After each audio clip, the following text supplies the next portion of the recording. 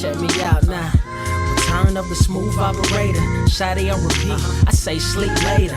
This another favor. Consider me your neighbor. Lost a lot of fam in pursuit of the paper. She gon' catch the vapors when we slide by. The way I speak my mind, it's like I peak my prime, but I ain't close. I cruise through the night air. Fantasy a dream. Real royal is a nightmare. Like Claire battling the brainless. Learn to live shameless. Talk about me alive, but claim that I'm nameless. You aimless. So I'ma style on them. They washed up. It's a rap. Throw the towel on them. Gaining miles on them. Otakus for the win. Tacos, it depend on the mood that I'm in. Like Finn when it's time for adventure. This some new blue. Get ready to enter my mind for a few.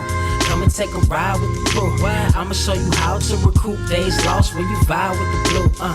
Come vibe with the blue. Yeah. About time to regroup. Fly, got my eyes on the view. Never hear lies, only truth. Realize why they vibe with the blue. Vibe with the blue. Vibe with the blue. Vibe with the blue. Vibe with the blue. Vibe with the blue. Vibe with the blue. Vibe with the blue. Vibe with the vibe with the sky. Wait, you know the rest. I'm blessed. I see you frontin' like you ain't impressed, but I still get requests. I'm playing Zelda on the GameCube. I quit spamming my music. Don't ever try forcing the links. That's a high rule. The wind waker, Mother Nature on my side too, controlling the elements. Go and check my avatar. I'm arrows ahead. Get the point. Moving forward. The battle scars accumulated over time are reminders of what I went through as a minor, but made me a grinder.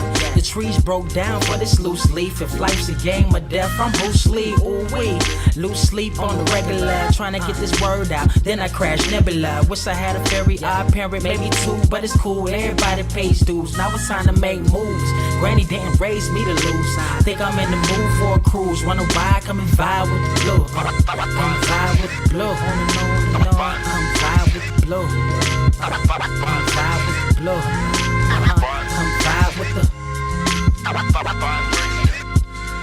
Check this out, y'all. I'm back spazzing like the elderly worth of my cousin Beverly. Never swear away from the truth. Just ask Heather, be weather, be trippin', starting to control like our destiny. Always give you the best of me until the death of me. My weaponry is a paintbrush. Hush, don't tell my secret. They get a hold of it. If you leak it, get it. It's cool. Got you covered though, look.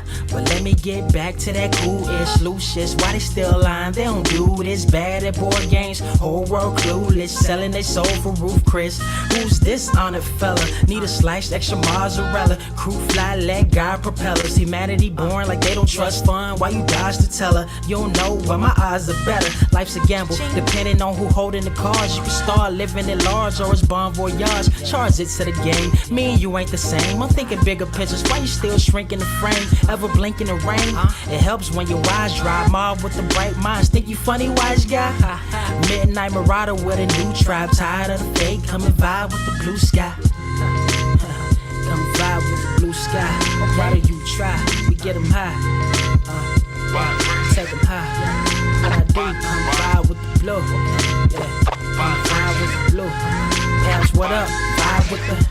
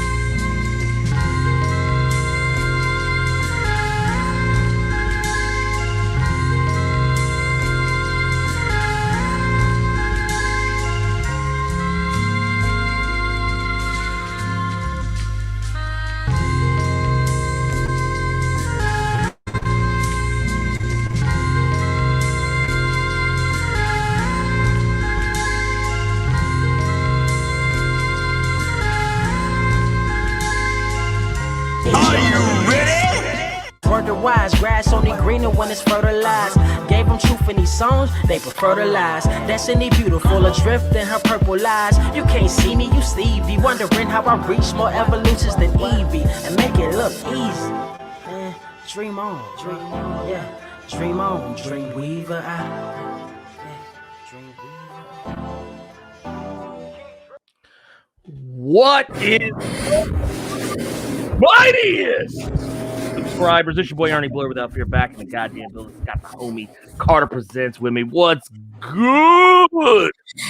In the great war between Lupe Fiasco and Royce the 5'9", Royce got cleaned up. Yeah, I said it, nigga. Deal with it. God bless backpack rap. Get Royce the 5'9" the fuck up out of here. Wait a minute. Okay. Dude, can I be real with you? Royce only ever had one song.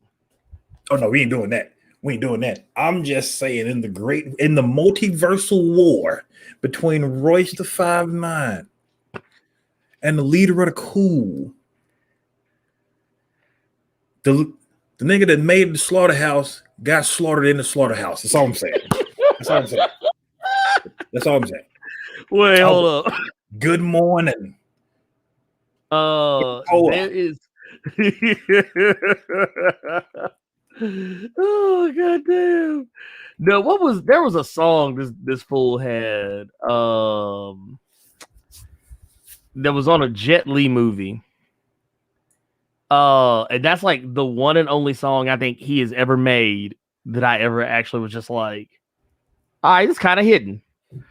I think it was called like Boom or something like that. Some shit like that. But no. Anyways, yeah. Look. He got washed. It is what it is. It is what it is. Let's just go ahead. And put. You heard it here first. It's been put to bed. The Blerd Cave is weighed in on it. The Council of Caves. Oh, wait a minute. Wait. The Council of Carters kind of sound fucking dangerous. I like that. Hold up. Even though I know me and I would never trust myself, nigga, the Council of Carters sounds cold. Hold up. Look, boy, you might be on to something this morning. Oh, hold up now. Boy, the Council of Carters. I need an artist. I need an artist. This man. I need somebody to draw several different versions of me and send that shit to me on Twitter, dog. I need the Council of Carters. I need that to be a thing right now. This fool gonna mess around and start traveling the multiverse, killing versions of himself. But just listen to it. It just sounds good. The Council of Carters. The Council of Carters. Alliteration. Well, yeah, it's like a. Not as motherfucker to call me illiterate at 9 in the morning. Okay. Negro, Lord. Okay, that's what we do. That's what we do. That's why black folks can't have nothing. I prefer. This is why we can't have shit. Retro said he prefers the Carter Core. The Carter Core. Damn. I mean, I'm not mad at it. I'm not gonna lie. I'm kind of feeling it myself. Okay. I'm kind of feeling it myself. I'm not gonna lie. I will say though, Carter, would you do me a tremendous favor? Shoot. I am there's one quick thing I need to take care of real quick. If you wouldn't mind getting the good people up to speed on what it is we're going to be talking about today. Okay, this may take a second, y'all, while Ernie has to do his thing. We got a lot of stuff to talk about today. That's it. Then I get the main camera. See, think of the Council of Carters, bro. We get the main camera. Today is a good day, Lord. Today is a real good day. We got a lot we're gonna be talking about today. Of course, we're gonna be talking about Michael B. Jordan and this new Val-Zod Superman series that might be coming to HBO Max. We're also gonna be talking about some Blade. Okay, we're gonna be talking about some. If you remember that's what he did at the end of the first one. Don't worry about it. Diamond actually pulled some Captain America shit, and I want to know more about it because this is news to me. Batgirl, we have our actress for the HBO Max series. I'm hoping that it's gonna go better than Batwoman did with a Batwing whose head looked like a fucking Funko Pop. This is gonna be a good show today. We got a lot. we got a lot to talk to you about. We do. We got a good deal of stuff and things to get into. But first, I gotta admit, Carter. I gotta admit something, man. Okay. I did not know. Uh-oh. That we got Gabriel Knight in this motherfucker. We got Why did I fall for that? Hairston in this bitch. We got the homie Geronimo Smith in this bitch. We got Ash Banka in this motherfucker. I got the homie Scott Fletcher. We also got Leon A. Casey Jr. We got, is that Dre Fly Dre? What? In the building. The Ninja Ganko in the building. Jeremy Reese, Perfect Entropy Official. We also have, we got Heirs of Rexy coming through with that young membership. Which, by the way, I hope you guys know, you get that young membership, become a member of Blerd Club. It's the best club, because and we don't talk about Blerd Club. It's first rule Blerd Club. First two rules Blerd Club. We don't talk about it, but I'm talking about it now. So that lets you how serious it is. I'm breaking the first two rules of Blerd Club. And see, we also got Rob Taylor in the motherfucking building. We got Stephen Huggins, Rain Deb Joyce in this motherfucker. We also got X-Trip. We got the Vampire Hunter Greg in here. Y'all know it's a little known secret. I should be telling you all this because y'all ain't supposed to be telling this business like this, but Vampire Hunter Greg, that is Vampire Hunter D's play cousin. Y'all better watch out. He's out here. We also got Bill in the building. Bill 9030 505. We got King Kunta in this motherfucker. One of my favorite Kendrick Lamar songs. Just throwing that out there. Jonathan McLean in this motherfucker. We got Trip Zero in the building. We also got Timothy McCallum up in this motherfucker. We got Mr. Yuri G. I see Enigma 9x9, the homie Scott Yar in the building. We also got the Dark Main X in the building. We also got Splosh, Wild Child. We got Rogue X. Here you know she in the building. Same Oshan in this motherfucker. We also got the based Kryptonian Gamora Skipper King Ramses in the goddamn building. We also got Ed Boy in the cut. Red Lion is in the building right now. He literally just came back from fucking with the Justice League. Had to travel back in time to Christopher Priest Justice League run to get this motherfucker. We also got Black Bantha in this motherfucker. We also got Shadow the Cat 99 in this goddamn some bitch. We also got Yuski in the motherfucker. We also, dude, everybody just pulling up. Ricky Domo in the building. We got Donald Smith, Average Joe, Thomas DeWitt. Oh man, dude, we just got it's too many folks. We got Chad 9898 in this motherfucker. We got the Urban Prince of Strong Style. We also got Black Art in the motherfucker. Scott Fitzgerald. We also got Academy Award winning artist Go Cammy in this motherfucker. We got CSQ in this motherfucker. We got the homie Wilbur Robinson. Oh man, so many people. Jamal Simmons. Lord have mercy. Did I say Retro Spectrum? If I didn't, I'm saying it now, goddammit. We got Monumental Comics, RP Jesus in this motherfucker, J-Mag. Oh my God, LJ Brown in this motherfucker. Yo. Uncle Reg in the building. And we got Bruce Leroy, the real McCoy. That sounds like a TV One series, is what that sounds like. Bruce Leroy. The real McCoy. Like he sounds like he does that when you see the intro of it. Wait. Can it be also where you remember them old 90s TV shows where when in the credits where motherfuckers would act like they didn't know they was on camera and they turn around? Yeah.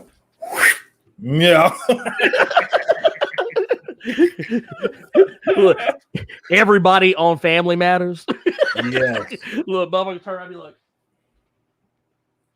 hey. Hey, what's up with the homie Forced Adversity? Hey, that's my homie right there. Y'all go check him out. Go check the channel. I did not realize how great my name was. It goes with so many things. I like the Council of Carters. I like it. But you got the Carter Commission. You got the Carter Conglomerate. The Carter Commission does sound kind of evil. The Carter Commission sounds like they're way too strict. Coming out to the JBL music. Boy, you done started something this morning. Lord, Look, we got the Carter cabinet, the Carter core. Man, I'm trying to look for who put it in chat, but the Twitter name has already been changed. This Carter Prime. This is what this is. Carter Prime. Prime. Oh, That's Carter Prime. Y'all know y'all gonna have this fool walking around in green and purple for like the next 5 years. Mind your business. Anyway, we also want to give shout out to the homie Blerd.radio. Also in the building. Y'all go check them out. They are awesome and amazing and fun to talk to. Also, even more fun to listen to. And watch. Let's see here. Real quick, before we jump into our stories. We got Jason Mitchell with $5 Super Chat says, in honor of the upcoming What If series, if given the opportunity to write a story that puts the Hickman Omega mutants versus all other mutants, who you got? Well, first and foremost. One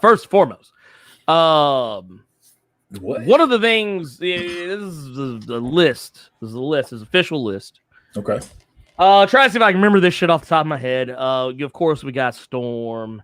We've got Kid Omega, Marvel Girl, Exodus. We've also got Vulcan, got Hope Summers, Jamie Braddock, a.k.a. Monarch. We also got Legion. Franklin Richards used to be on that list, but he ain't on that list no more. For reasons. Let's see. Try to remember. Oh, Iceman. Iceman was also on the list. I believe it was only 10 people originally. I believe it was only 10. Oh, Magneto also on said list. Always found it weird that Charles isn't on that list. Interesting. Considering some of the wild shit he's done, motherfucker be like just sending his mind out to everybody, but nope, not an Omega level mutant. But Ed boy, in the cut, the Carter Commission does not come out to basic thugonomics. That's too corny. The Carter Commission would come out to the Bobby Brown hit single "My Prerogative." That's what they would come out to. Ooh, this man wearing a three-piece suit, but to show that they from the streets, wearing all black Vans. That's how we do it, man. You ain't shit. The ideas right now, Carter Prime. I'm prime for a reason. Okay. Holy shit. Holy shit. I was remiss. I forgot two members. Elixir and Proteus are also on that list. Not Egg though. Not Gold Balls. He ain't on the list. Sorry, he didn't make it. Didn't make the cut. But honestly, yeah, for me, I would put motherfuckers up against them that can steal powers and use powers. Yeah. Honestly, you could literally just put Bishop in sync and Rogue in the fight against. That's 3 motherfuckers right there. I would throw the motherfuckers in the hat off rip, just because that's automatically negating at least a little bit of the motherfuckers right off rip. Yeah. You got one character who can absorb powers and then redirect, and really has no upper limit. Well, he does have an upper limit on how much he can absorb, but you have Sync, who can literally just use as many powers in conjunction with another as he chooses. You don't know that. You don't know that. I've witnessed him do it. He did it in Generation X. Don't play with me. Okay, but Kevin Bacon still killed Darwin, so the sky's the limit. You don't know. Anyway, we don't talk about that. Also, thank you for reminding me. Darwin. We would use Darwin. We have Rogue, who has snatched powers on multiple occasions.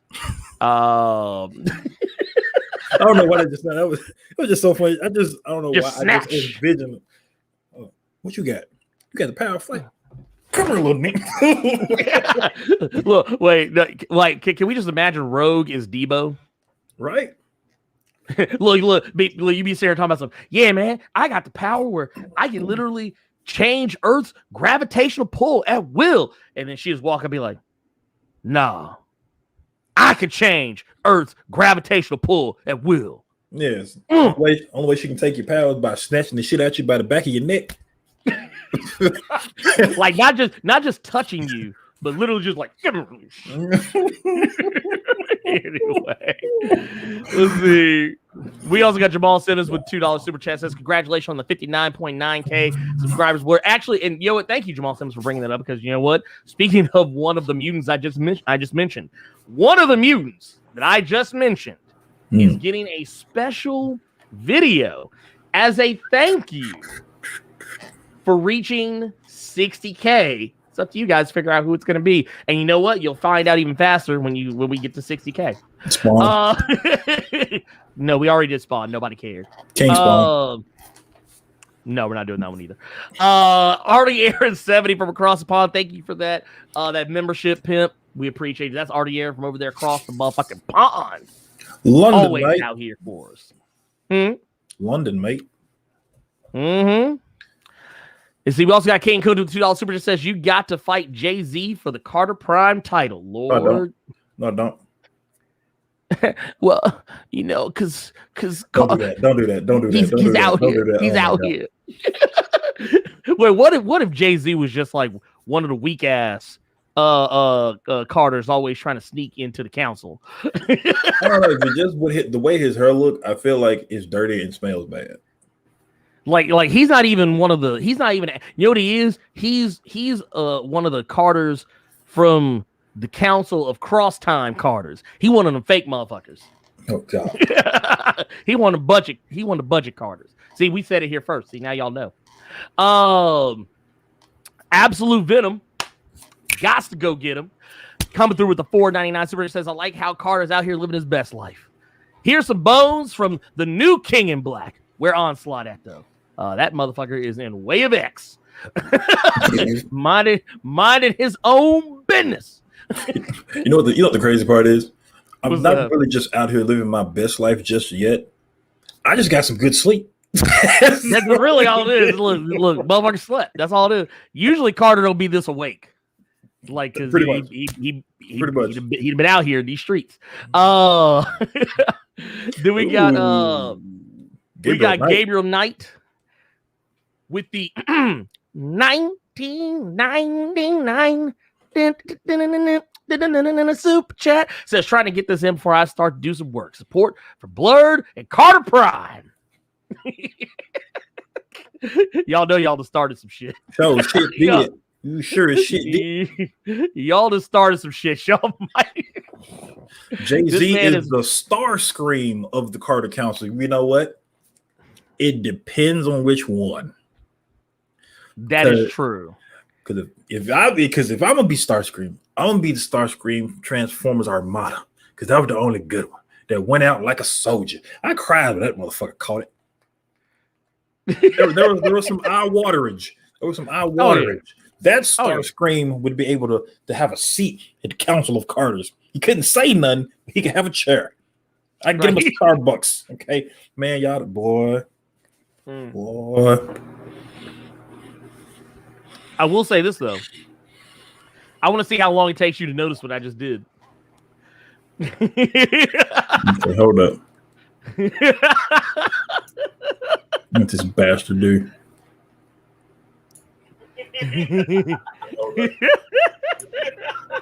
It's right there on the screen. I don't even know if you didn't notice it yet. Hey, boom. Oh. Oh. I was like, I wonder if he'll notice. Ladies and gentlemen, we got stories. We got mad stories to talk about. So we're gonna go ahead. We need to get into them. First and foremost, what I want to talk about is Michael B. Jordan. And actually, hold on, un momento, por favor, because this is what happens when you type fast. Michael B. Jordan making his own Superman movie. Michael B. Jordan said, this motherfucker pulled a Thanos. He said, fine, I'll do it myself. That's what he said. That's what Michael B. Jordan said. Michael B. Jordan of Space Jam fame. Thank you very much and kindly. But no, Michael B. Jordan, he is we know that he created his own production company within the last year or so called Outlier Society. Yeah. which is also the same studio that's going to be putting together the Static movie. Okay. That's going to be a thing. That's not news. We've known about this for a while. We've talked about it before, but apparently, and this is all according to Collider. Okay. Jordan and his Outlier Society production company have already hired a writer to pen the script, though it is unclear who. As for Jordan himself, it is said that he may play the title character, but has yet to commit to the role, and that role would be for Val-Zod. Now, we know that Warner Brothers in the last few months, they came out with this whole thing talking about how, we're going to lean into Black Superman. And this is why I always feel like Warner Brothers never really pays attention to the whole message. It's kind of like, remember when The Dark Knight came out? And everybody was like, oh, man, dude, Dark Knight was lit. What was the lesson that Warner Brothers took from all of that, positive response? They didn't take away that, moviegoers like stories that could be in any other movie. It just so happened to be a superhero movie. Kind of like how The Dark Knight was a crime drama. Yeah. It was crime drama. Not just a superhero movie. It actually was a whole other genre unto itself. I wouldn't even classify that as superhero shit. The first Batman Begins wasn't even a fucking superhero movie. That was a goddamn karate. That was a karate movie. Damn. Yeah, that was a karate movie. That was literally honestly, if you would have pitched that movie in the 80s, that movie could have starred Jean-Claude Van Damme. But the thing is, Warner Brothers never takes that shit to heart. They don't listen to that part of the criticism. They only take away the bullshit, which was, people really like fight scenes that you can't tell what the fuck is going on. And we like movies that are really dark. What was it? Look. Look, be like, is that Batman? I can't tell. Shit. Wait. Joker, is that you? You ain't shit. But no, do you remember the fight scenes in the Dark Knight? Could you? Yes. I remember. I don't know if you saw this or not. There was a thing that Christian Bale did where he was behind the scenes. He was talking about how he spent 6 months learning these crazy martial arts, and I literally was like, I don't know why you bothered, because I couldn't see the shit. Yeah, because I think that was the case in damn near all of them except Dark Knight Rises toward the end. But yeah, the first two, it was literally every fight scene was just. then you see Batman, then it goes. Like you don't see nothing. Yeah, you don't see shit. You don't see a goddamn thing. You hear all those ugly ass sounds and all those ugly ass noises. I forget. You get a quick shot of the suit, and then just go. I'm trying to remember what was the ratio of or what was rather the speed of the cuts. I think they made a cut every half second. Every half second of footage, they made a cut to a different camera angle. So regardless, and not only that, they shot everything up close. So even when you could see what was going on, you couldn't see what was going on. But that's my way of saying that Warner Brothers is not really wise when it comes to listening to the fans. And that's even further evidenced by this because, the whole idea of a Black Superman movie is not news. This is something that's been on, talked about in all corners of the internet for the last few years, really. Ever since that image that I believe it was Boss Logic put out, where it was Michael B. Jordan but mocked up to look like Val-Zod. And that was back when the rumors that Henry Cavill wasn't playing Superman anymore. That was when all that first cropped up. And you go from there, and now it's Warner Brothers took that and said, I know what we'll do. Let's just make Superman black. And by black, I mean they wanted to just make a movie about the Clark Kent version of Superman and go from there. Like, and I know what some people are probably going to say, well, wait a minute, isn't every version of Superman, regardless of what color they are, aren't they Clark Kent? No, it's not. It's not the case. It's not the case. But that said, the thing I think that we were talking about when the whole news of Black Superman came up is, why not just do this? Mm-hmm. Why not just make a black, like take one of the actual black Supermen from the comics, just make a movie about that character and let Henry Cavill keep his coins. Because, I mean, if he wants them anymore, because that motherfucker getting Witcher money now. That motherfucker getting paid to blow women's backs out and kill monsters. That's what Henry Cavill is doing now. Yeah. But I don't know, Carter. What do you think? What do you think about all this? What do you think about this whole Val-Zod business? Okay. Riddle me this, black man. When it comes to Michael B. Jordan and Static, is it more for a role in the film, or is he just putting the money up? He is putting the money up as well as putting his production company behind it. He has also yet to commit to a role. Okay. For said movie.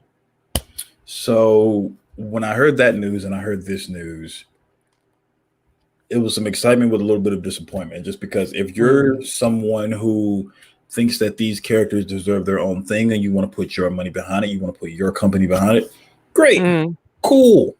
You know, what's the brother's name who did he's doing the horror stuff now. Jordan Peele. Thank you. You know, you want to put that behind it. The thing is, though, he can do that and still start it because we know the caliber that Jordan Peele would do. When it comes to Michael B. Jordan, I don't. You're a pretty boy in a sense, and I'm not trying to take anything away from him. It's just like, there are certain things I don't really see you in the role. Like, I didn't see Jordan Peele being the main character in Get Out. If you want to put your money and your vision behind it, that does not mean if you can be behind the camera, that does not necessarily mean you have to be behind and in front of it. Right. No, I agree with you on that. So, you know, when you want to do one thing, that's great, that's cool.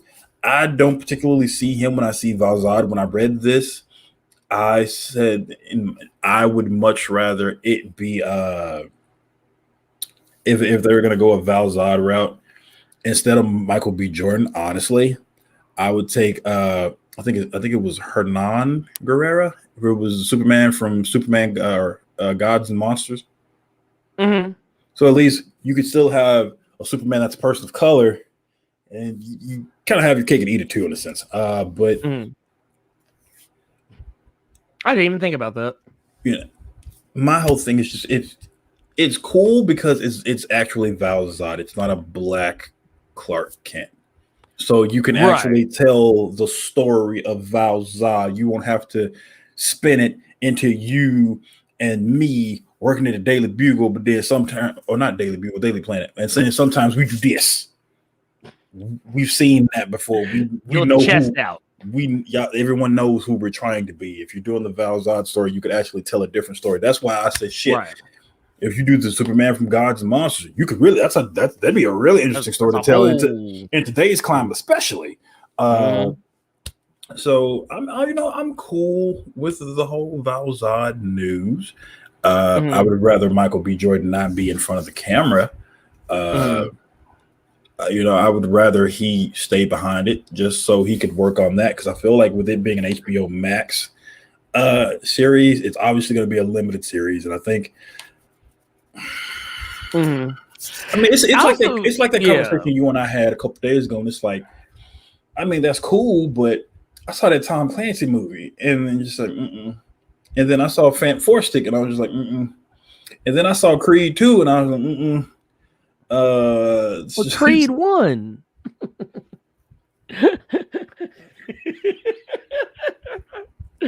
I mean, I like Michael B. Jordan. I like him as an actor. I do too. In certain things. Well, he's not great in everything that he is in. Well, I take that back. I think he's good in everything that he does. I just don't think everything he does is great. Did that make any sense? Like, I think like sometimes like the movies that he's in, like he makes me believe who he is in those movies. I mean, it's not like I'm like, man, Michael B. Jordan was kind of garbage in that. Yes, no, it's just like, okay. I see somebody already asked in chat. Yes, I have seen I know about Wallace. Okay, I know about Wallace, but I think when you hear Michael B. Jordan is going to be Val-Zod, the only thing people are really thinking of, okay, since he's all cut and chiseled and shit like that, it's just going to be. They're thinking about Killmonger. Well, no, actually, I was just going to say with him being all chiseled and ripped, you just see that with the S on his chest. Yeah. Well, this is the other thing I think too, and this is something I think that happens a lot with casting, like fan casting, especially. Remember back in the day when we had Wizard magazine? Yes. And remember how they would always do that? Like every issue, they'd always pick something and be like, "Hey, we're gonna do our own picks." And sometimes that shit would just be dumb. Like they would pick a certain actor, not because they were actually a good actor. They pick an actor just because they happen to look like the character, and that is not a good barometer. It's not a good metric to use to pick an actor for why they should be something. It's like, because I hear this shit all the time. People always pick like the most, like I've heard people pick like what I don't remember what it was we were talking about, but someone said, "Oh, you should get this MMA fighter to replace T'Challa as Black Panther." I was like, can the motherfucker act? Yeah. Well, I don't know. I never seen him anything, but I mean, he looks just like him. Get the fuck out of here with that shit. Yeah. Just because the motherfucker looks like somebody. Like, honestly, I go out right now on the street and I can find you a motherfucker who looks like a comic book character, that looks like a specific comic book character. That don't mean that motherfucker should be playing that motherfucker. Can I say something? And go ahead. I'm hoping you understand what I'm saying. Yeah, go ahead. When it comes to Michael B. Jordan, I don't see him as a Superman. I see him as, and just kind of, I hope you get what I mean when I say this. I want to see Michael B. Jordan, if he was being a superhero, I'd rather see him as someone more real. Okay, no, I feel okay. If we're talking about superheroes, I'd rather see. No, I totally see him be somebody more real than a Superman. I don't see. No, I get where you're coming from, because there are some people who can make you believe, that can make you suspend your disbelief that they are one thing or another. Especially considering what I've seen him do in Black Panther, like in a superhero movie that is not bad. And it actually, even with Chronicle, which is not a superhero movie, but it is technically a superhero movie. It's, if anything, it's more of an American remake of Akira, but that's neither here nor there. But I actually feel like, case in point, if you told me this motherfucker was going to be playing Night Thrasher in the MCU, I'd have been like, bet, I believe it. I would believe that shit. If you told me that he was playing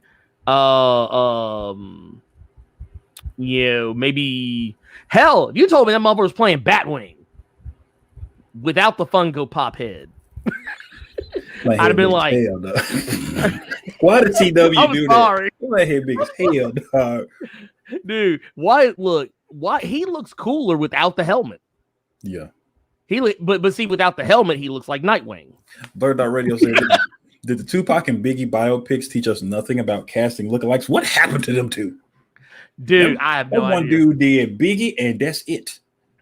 And that's the thing. I wish people understood this. I really wish people understood. And I get, like, and I'm not trying to say that everybody in the chat doesn't get it. I know that a lot of you in the chat understand exactly where we're coming from. But every now and again, you got one of these motherfuckers who comes along. You get one of these motherfuckers that comes along. Some motherfuckers are always trying to ice skate uphill. And these motherfuckers literally just picking random and sundry motherfuckers to play roles that ain't got no business being near them roles. People got on my ass on several Blerd caves, all in them comments. Every time somebody would bring up John David Washington for this and that, that's just a new black dude y'all found out about. Sit your ugly ass down. That's why you want him in these movies, okay? Y'all said the same thing about Jonathan Majors. Y'all didn't know who this brother was. You saw one trailer, the Lovecraft Country. You wanted him to be every black DC Marvel character out in these streets. You never even saw one episode. You just saw his face and his nose. That nigga wasn't even eating an apple yet. Luckily, we got him in the role we got him in, and he is chewing the fuck out of that scenery. Oh yeah, and that apple. That fool was eating the fuck out of a Granny Smith apple. That's all I want to say. Black men of Blerd Co, please be careful out in these streets, okay? Because I'm really nervous for you all, because I don't know how Caucasians are going to respond if they see you smiling at them eating the apple. You might be shot on sight. Yeah, you might. Be careful out here. They might think you Ken Shamrock. They might think you the world's most dangerous man walking around here just eating the apple, smiling at motherfuckers waving, or you just doing this shit, just being really animated. Just be careful, people. Or they might think you're Black Thanos. I don't know. I'm joking. This inside joke. That was so nasty. That was so nasty when I read that tweet, man. Ooh, that was so tweet. Because he was wearing purple and it had ripples in it. That was Thanos' chin. That must be Thanos. That tweet made me so mad. Come here so I can slap. That's literally what I want to do. I literally be like, look, come here so I can slap the fuck out of you real quick. But no, getting you, you're getting back into it though. Like,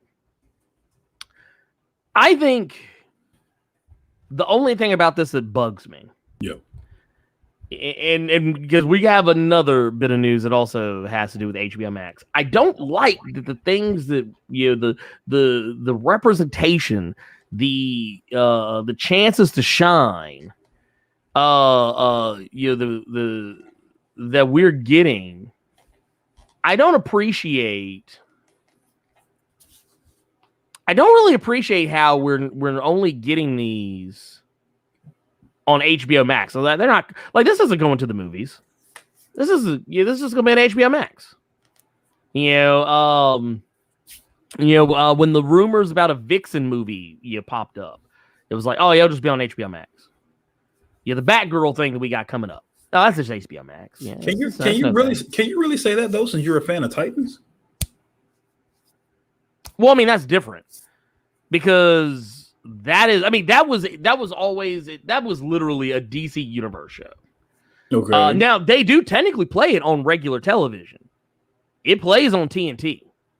Titans does? Oh wow. Yes, it does. It actually just recently they started airing it on TNT. It's not airing the current season, but they're airing like the first and second seasons. Just started within the last week or so. So I mean that's on not free TV because you got to pay for TNT, but yeah, it's there. Mm-hmm. It's out there for the entire world to see. I just feel like you're locked. Like when you lock black content, black representation behind a paywall. Oh, okay. I don't know. I get a little nervous. I get a little nervous about it because I feel like you're taking you're like, well, go ahead and give the Negroes this. They'll get over it. Well, so let me say this. Mm-hmm.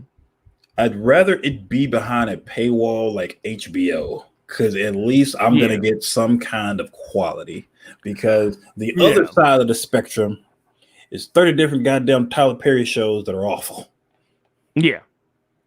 So, oh my God! Let me say that I don't mind the HBO Max paywall aspect of it all, just because when we don't have that, we got the what is it called? The House of Canes. It is about Eddie Kane and shit.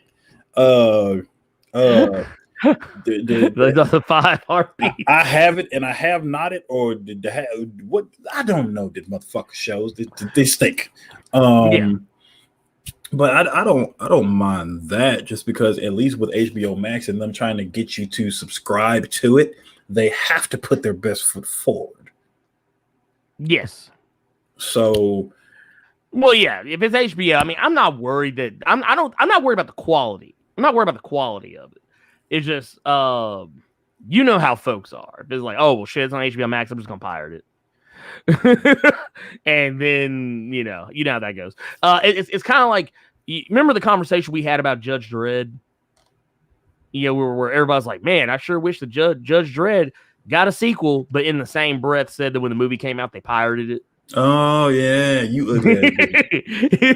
like, be like, you part of the problem. yeah. None of you motherfuckers want to watch that in theaters. You boy, I almost called you something. I mean, like, I'm in a good mood today. Look, the same motherfuckers that be serious about some. Man, I don't know why they didn't make another Scott Pilgrim, because y'all motherfuckers pirated it. Y'all ain't go see it in the theater.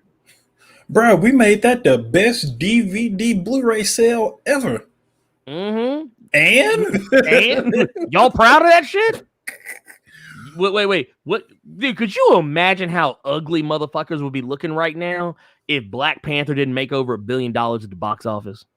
Do you know how ugly motherfuckers have been looking if the movie only made like a couple hundred million at the box office, but made like $6 billion in Blu-ray and DVD sales? And then they'd be mad that Marvel ain't making a second movie. Like, man, I don't see why Marvel ain't making motherfucking another Black Panther movie. Man, it made $6 billion in Blu-ray sales, but didn't make $6 billion at the box office. All right, get your little ugly, big nose, thick lip ass back. Gonna make me turn to bias whale over here. so you actually reminded me of something. White guy I'm cool with. Just real good dude. His current job ain't the best place right now. I don't want to laugh at that. That's fucked up. What's going on? No, I'm not. But it was a buddy of ours, black guy. This brother went and saw Infinity War and Endgame in theaters, and Black Panther was brought up, and he said he watched Black Panther at the house. It wasn't even out on home video and shit like that yet. So we realized he watched it online, and it was funny because the white dude called him out. Damn. He said his black card needs to be revoked. Like, come here, give me your card. Yeah, I need your card better than you, because this is the same white boy that bumps the Randy Savage rap album on the regular. He taking your black card. Man, Hogan. You bootleg Black Panther, but you're going to see Infinity War and them in the theaters. Like, bro. Be like, I see you. I see you. I see you. I know you're kind. I know you're kind. And that's the white boy saying it. Hey, and you know what? Honestly, you know what? I'd have had one of the moments. Like, what was it on Falcon and the Winter Soldier, where Zemo was talking crazy, and Falcon was like, I mean, he out of line, but he ain't wrong. I mean, he out of line like a motherfucker, but he ain't wrong. Wait a minute. Blerd Radio just said something I didn't know was a thing. If HBO Max is anything like Netflix, the actors and staff don't get any back end money from those acquisitions because those projects are playing on TV. So is that so it's not like when stuff gets syndicated on television, they don't get any of that? As far as I'm aware. Oh, I'm choking the shit out of somebody. I'm kidding. Yeah. Oh yeah. Oh no. Speaking of, though, I do want to jump to some. We got some super chats and some stuff. Don't do that in my fucking ear again. Don't do that. We are not that close. We are not that close. Don't do that in my ear. I don't know why I went into like Porky Pig mode. I don't know why. Just it was a weird. Yeah. Anyway, Scott Yar with a $10 super chat says, seriously, give him Earth 2 Val-Zod. I'm so ready for this. Please and thank you. Like I said, I don't know. I'm gonna need to see more. It's one of those. It's one of those Starship Trooper situations. I'm like, they're like, would you like to know more? And I'd be like, yeah, I would like to know more. Lemon Piece, what's up, pimp? With the $5 super chat says, I heard it's Val-Zod HBO Max limited series, a la Watchmen, not a movie, but I'm here for it all. Yeah, no, I know what you mean. But the way they do these, they're really just long movies. Case in point, Masters of the Universe, long movie.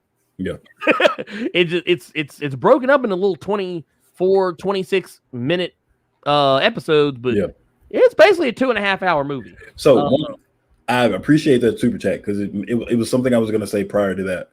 Val-Zod HBO Max's limited series, a la Watchmen. That's the key right there. You could not fuck something like that up just because you know how many people are going to, just like those people that would complain if there wasn't a Black Panther sequel because it didn't make $1 billion in theaters, they would be quick to call racism. Yes. So Val-Zod series did not work. Oh well. They would be quick to call racism. So it's like they have to put their best foot forward if they were to do this. Right. No. They would literally take that shit and they would just move the fuck on with it and not say, they would say shit else. They literally would not say shit else. They'd be like, oh well, it didn't do numbers. Sorry, Negroes. But no, Tim in the column with the $5 super says them kids and New Mutants are getting on my nerves. Bring back Honey Badger. Well, that's sad. I'm sorry. I have no dog in that fight because I've never enjoyed reading New Mutants, even before this reboot. I've never read New Mutants. And then I watched the movie with Danny Moonpie, and no. I liked Magic. Magic was cool. I like Magic was cool. I hate that the Sunspot wasn't dark skinned until he uses powers.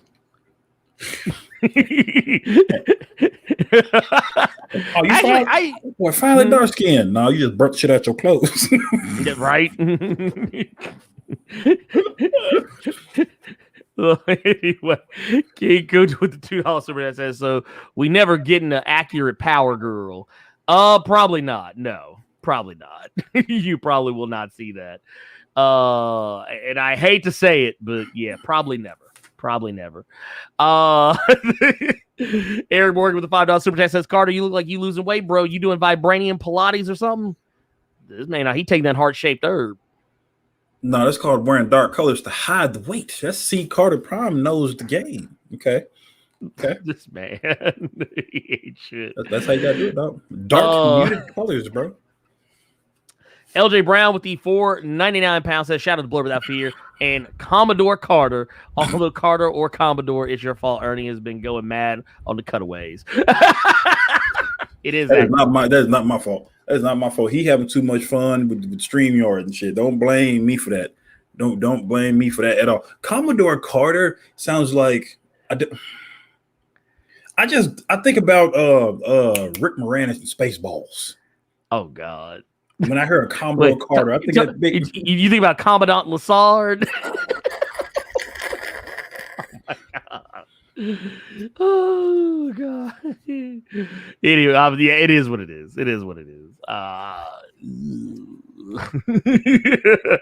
But no, yeah, I'm going back there just to double check. So, XJ9 Jenny Wakeman, the MCU is overrated trash. Okay. I guess that's like your opinion, man. Like, what the fuck's that? Like, who is even talking about that? No, ever so often, and I've noticed this ever so often in the chat. And see, I usually just ignore them because they're stupid and just completely like just ignorant people. Mm-hmm. But like basically what they'll do is they'll come in and be like, they'll come in and say random. They'll either say the MCU is trash or they'll say random Marvel movie is trash. Yeah. The most popular one for a while was Endgame was trash, but this will be the same ugly motherfucker who jerking off to 4.5 hours of Snyder cut and out of focus footage. But hey, that is what it is. My thing is this is where you and I differ. You will ignore that shit, rightfully so. I can't help but see stupid shit like that and have to call it out. And it has gotten me in trouble several times. This I know, but I don't know. That's my cross to bear. And Hatchet Mouth, you asking why? Because he's black. I'm thinking you're asking that because of me bringing up the racism aspect of if the Val-Zod series does not go well. Yes, because he's black. That's why. Because if it doesn't do well, just like if a Black Panther sequel didn't come out, but it's because people didn't go watch it in the theaters. Right. I'm not saying you all would do it, but we all know those kind of people who are quick to just blurt out racism when something doesn't go the way they want it to go, even though they weren't helping to get something to that great point that they wanted it to. So that's why I'm saying that there are going to be those people, not because people didn't see it. Ooh, Val-Zod limited series. Play. Yeah. No, they went and they watched somewhere else, but then you mad because it didn't happen. I told you HBO racist. No, it's just because you didn't watch it. You didn't watch it. No, you can't be mad. You can't be mad for not getting a sequel to a movie you didn't support. Also, I don't care if you're a nice person or not. I'm not addressing it anymore because I know what this is. You just want me to waste time on the show talking to you. And I'm not gonna do it. So I just thought bye. I just thought it was so fucking random. Well, it was random. But basically, what they do it for attention because they think it'll get us talking to them, and I'm not gonna do it. No, fuck you. Go on somewhere. Run along. Go sit at the kids' table. Grown folks is talking. Anyway. All right, there we go. Night 19 with $10 super chat. I actually like That's that. a name. That's a name. That is a hell of a name. It's a hell of a name. WB has got to stop holding Jon Stewart back. First black character and probably first black character to lead a space opera film. Need to learn from Disney and the John Boyega situation. Well, I mean, here's the problem with that.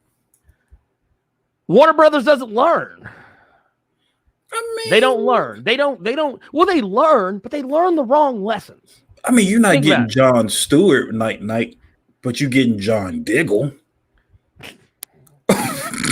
Look, I'm sorry. I'm an asshole for that one. I'm sorry. Well, no, you're not wrong though. You're not wrong. But here's my problem with that though, is that Warner Brothers is always behind the 8 ball.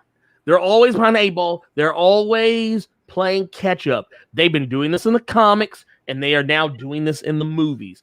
How long after the creation of Black Panther in Marvel Comics did it finally take DC to make black superheroes of their own? It took a minute.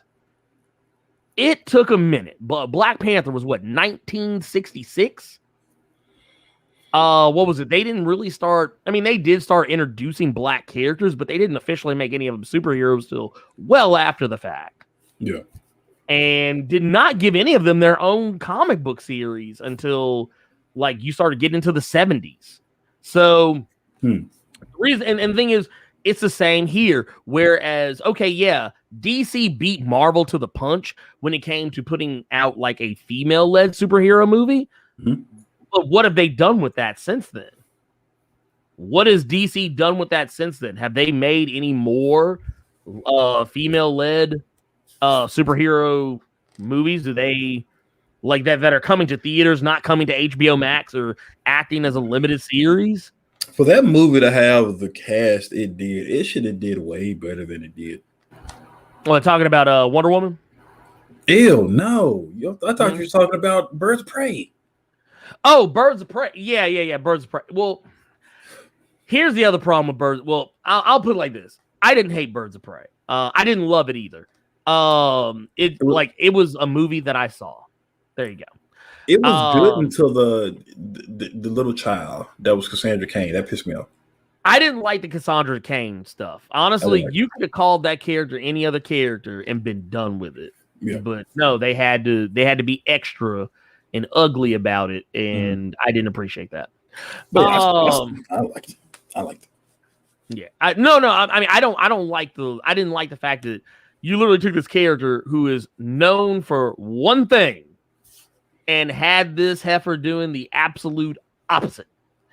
just talking. Cassandra Cain doesn't just talk all the time.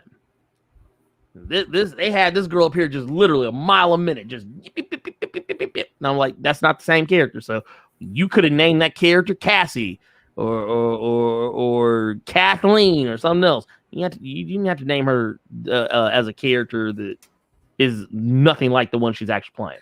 I mean, moving on. I was gonna say, take that little children out of that movie. The movie's fine. Yeah. Same Sean with the $4.99 super chat says, do you guys hear about who they can? Yes, we will be talking about it. Dude, I love people. Anyway, We got Storm in the movie, y'all. We got Storm in Black Panther 2, bro. Oh, yeah. Black Panther. Look.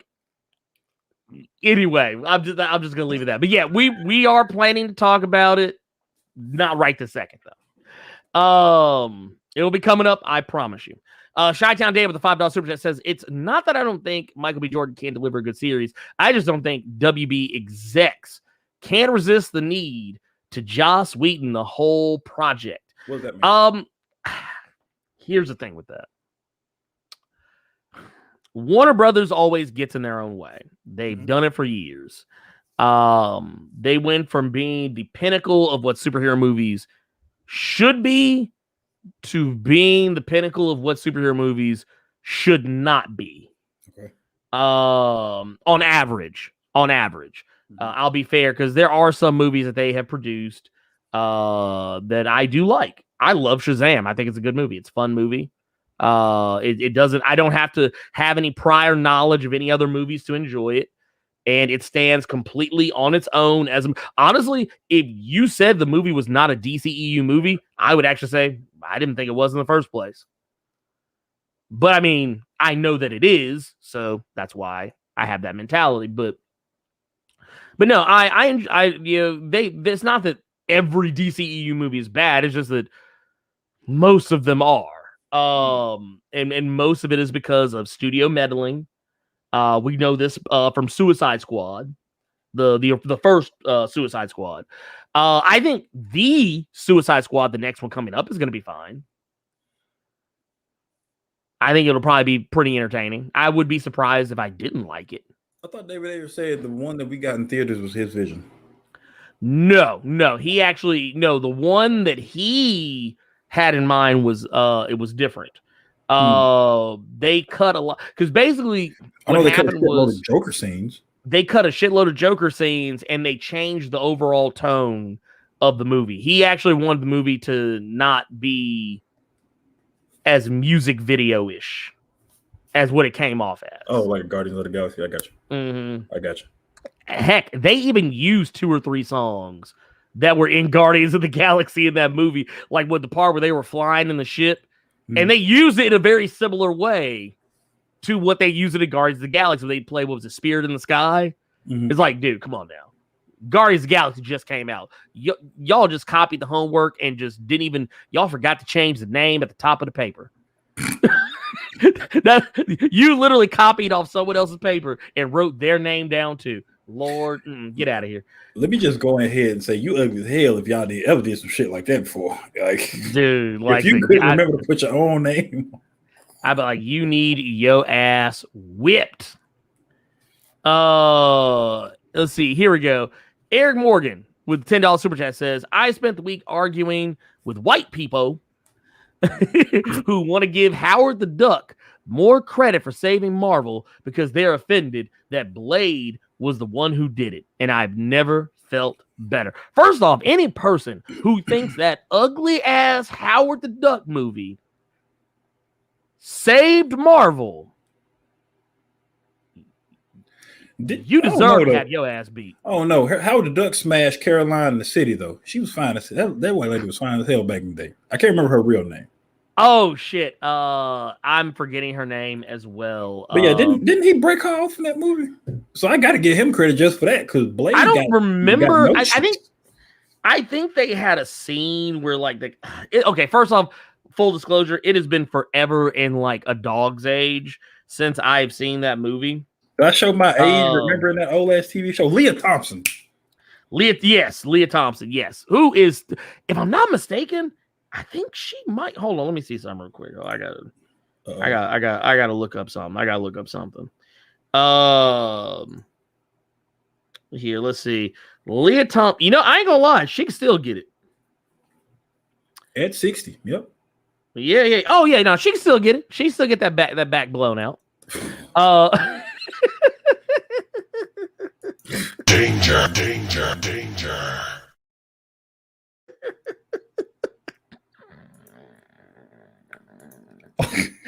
Anyway, I'm sorry. I apologize. No, I don't. I mean everything I said. But no, it's reading that super chat and knowing that Eric Morgan had to get into arguments with people about that, and then reading Blerd.radio's comment of, didn't Howard the Duck result in the closure of a whole studio? yeah, it did. Saved Marvel. It did. Niggas had to go on the unemployment line for that. Wait, matter of fact, it made it to where, if I'm not mistaken, the next few Marvel movies that came out went straight to fucking video. Because that was prior to Punisher and the Captain America movie and a couple of other projects that literally they went straight to video. So yeah, whoever said some stupid shit like that is probably gonna say the reason that we have video game movies still coming out is because Super Mario Brothers. Shut your ass up. Shut your ass up. The Super Mario Brothers movie saved Nintendo. I'll kick you in your damn nostrils. Shut up. I'm like, first off, I'm like, shut your ugly ass up. Let's see here. Kevin Lane, 14, with the $5 super chat says Warner Brothers keeps putting out mediocre films. Warner Brothers does not do well with diversity. Majority of HBO Warner Brothers films have so far been let downs. Well, yeah, a lot of them. Mortal Kombat was a movie.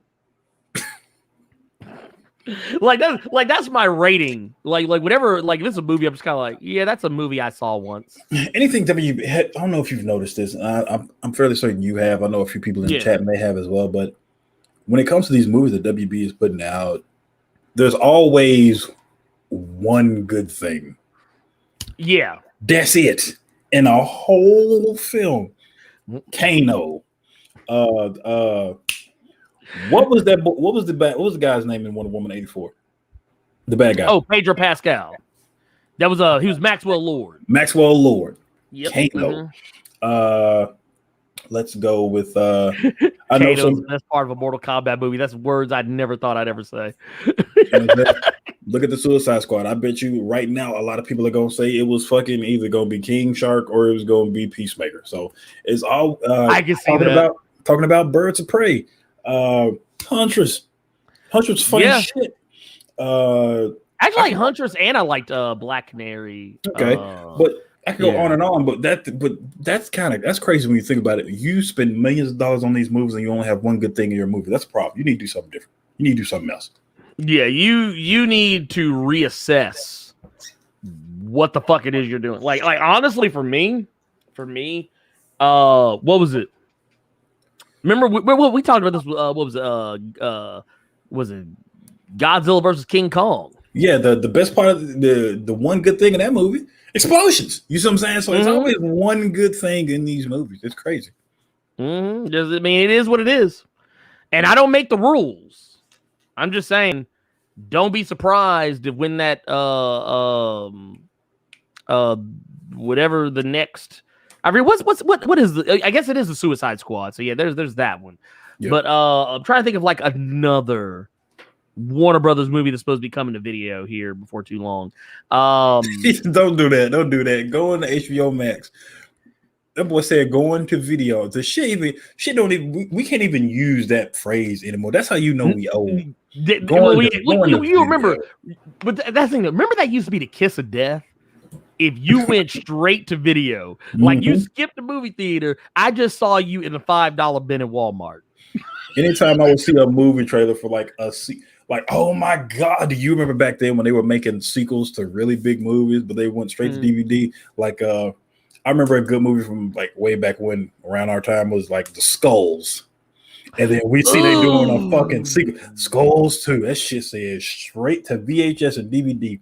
Cruel Intentions. Then you got Cruel Intentions 2. Straight to DVD and VHS video. Like, bruh. That's like the Disney sequels. Remember, like Disney used to make them the sequels, like Lion King 1.5 and Lion King 2, Little Mermaid 2. The motherfuckers always they ain't go to theater because you knew the motherfuckers was garbage. You knew they was garbage, but that's the equivalent of getting put in an ankle lock and tap it out immediately. But you got put in the ankle lock by somebody who grabbed your wrist. Hey, look, and you selling. You just like, oh my God.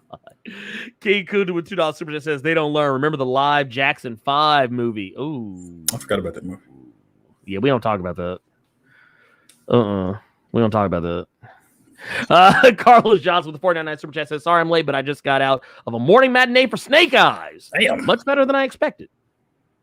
I need to go see that. I would like to go see that. You just woke up first thing this morning and said, I got to go see that Snake Eyes? What the hell? Well, hey, I ain't mad at him. I've done it, but dude, I ain't gonna lie. I like going to the movies early, not because it's cheaper, because nobody's usually there. Like it should be you and 2 AAR people. So let me ask you, is this still a thing back home? Is it still like the $5 movies on Tuesdays or Wednesdays and shit like that? Matinee prices have gone up. Really? Mm-hmm. Oh, that's. But the thing is, also, so has non-matinee prices. So it's kind of like you still gonna spend a grip. You still gonna spend a little bit of money. I know when I was in Arkansas, Dragon Ball Super came out. It came out on a Friday. We like, we're not going to see that shit Friday. We went in Tuesday morning when it was $5. The whole goddamn movie was packed full of weebs. We all spent that hot $5. Then went and got a hot and ready right after. Boom. Lord, y'all ain't shit. Jason Davis with the $5 super chat says, Ernie, you got a clip of Samuel Jackson getting ate by that shark at the start of Deep Blue Sea. That's what I initially thought about He-Man. LOL. Wait, what? Is that a bad thing? No, I know what he's talking. I know exactly what he's talking about. I'll actually talk about here a little later. Okay. Full spoilers for what for a little later in the show. But but yeah, I know exactly. Yeah, I kind of get it. Okay, let's. Ooh, shit, dude, that's man, that kind of fucked me up here real quick. R. Jack Fellhand with a $5 super chat says came in late today on lunch break. Came in on the conversation about blowing Leah Thompson's back out and immediately laughed, getting soda all over. See, you know we got to be careful. Wait, we don't want to do you like we did Old Boy with the Pornhub music. I don't know what you're talking about. I didn't do it. Carter Prime doesn't do shit like that. That's childish. Look, that was Carter from Earth 24795. Okay. Yeah. We also got David Bell with the $4.99 super chat says thanks for the hard work and great content. Thank you. We appreciate you. Like I said, we're just out here just trying to do the Lord's work. We're trying real hard. Speaking of more HBO Max shenanigans, we've also got we finally have a Batgirl.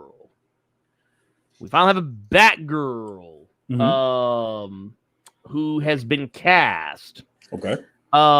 This is interesting because I don't know what Warner Brothers is doing with their DC comic stuff because everything is separate. Like, okay, with Marvel, you know everything's together.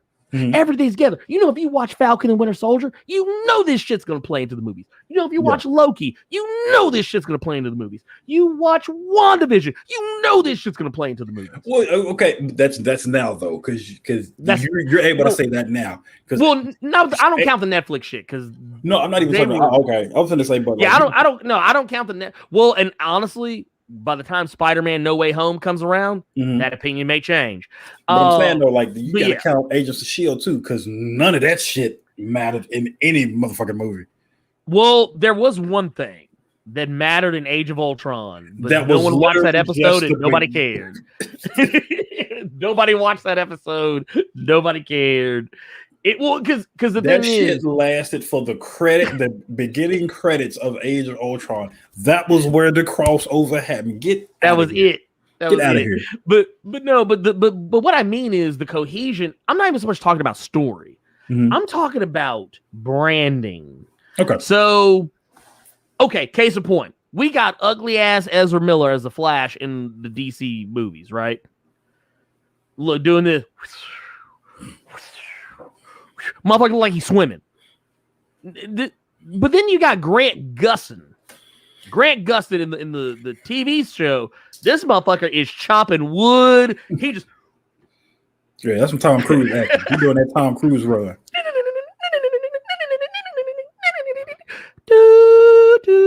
Oh shit! He had a Superman Justice League moment. This newest episode of Flash.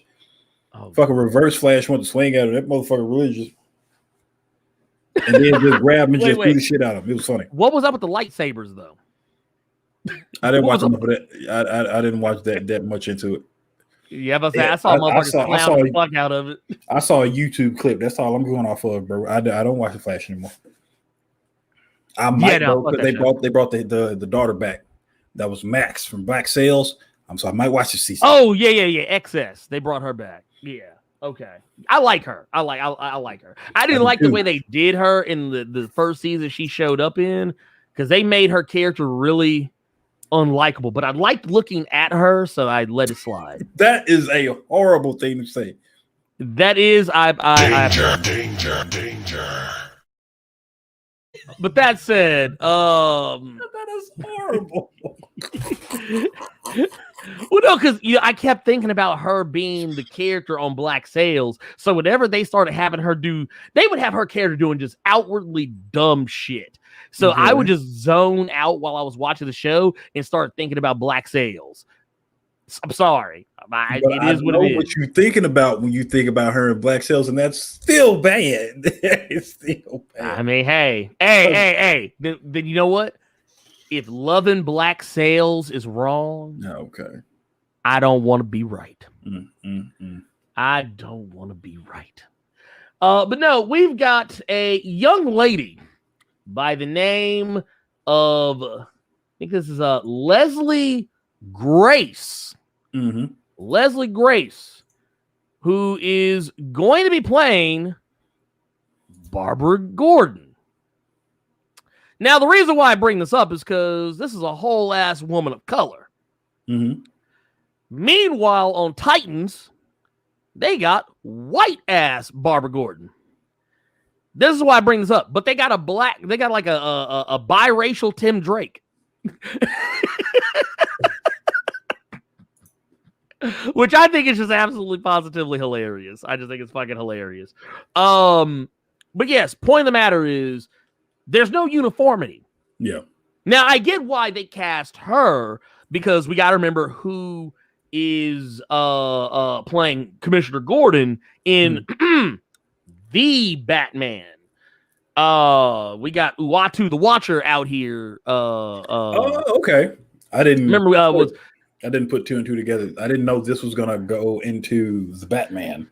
I think it is. Well, I'm assuming it is because otherwise, why else would you cast a whole ass woman of color to play, Barbara Gordon? I just assumed she might pop up in Titans or something. Well,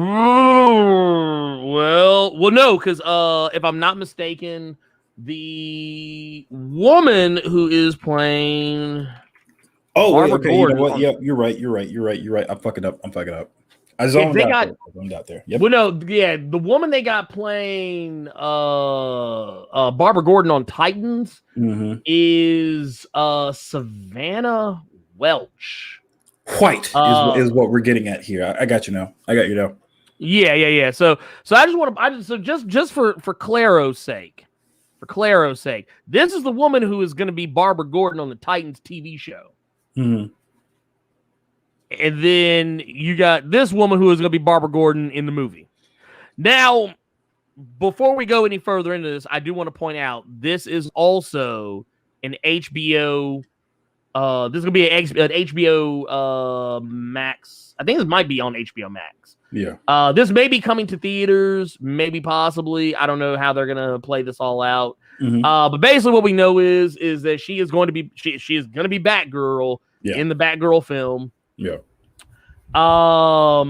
And then where it goes from there, because Batgirl is one of those properties, one of those movie properties that has always kind of been in this weird space. Because remember, Joss Whedon was supposed to be the guy who was going to helm this and direct it, write it, so on and so forth. And then, he actually left that project well before he got outed with Warner Brothers. And I don't know. I don't know. The rumors are kind of all over the place for it. And I'm just not certain. Honestly, they can't go anywhere but up. Just coming off of Batwoman and the diminishing returns that came from Batwoman, because Batwoman, that CW series, it started and then it just slowly started declining a little bit. So honestly, they really have nowhere to go but up. I mean, no, that's true. That's and true. With it being on HBO Max, I have a little bit more faith in it. Yeah. Well, the problem with Batwoman for me was that, okay, you started out with Kate Kane, cool.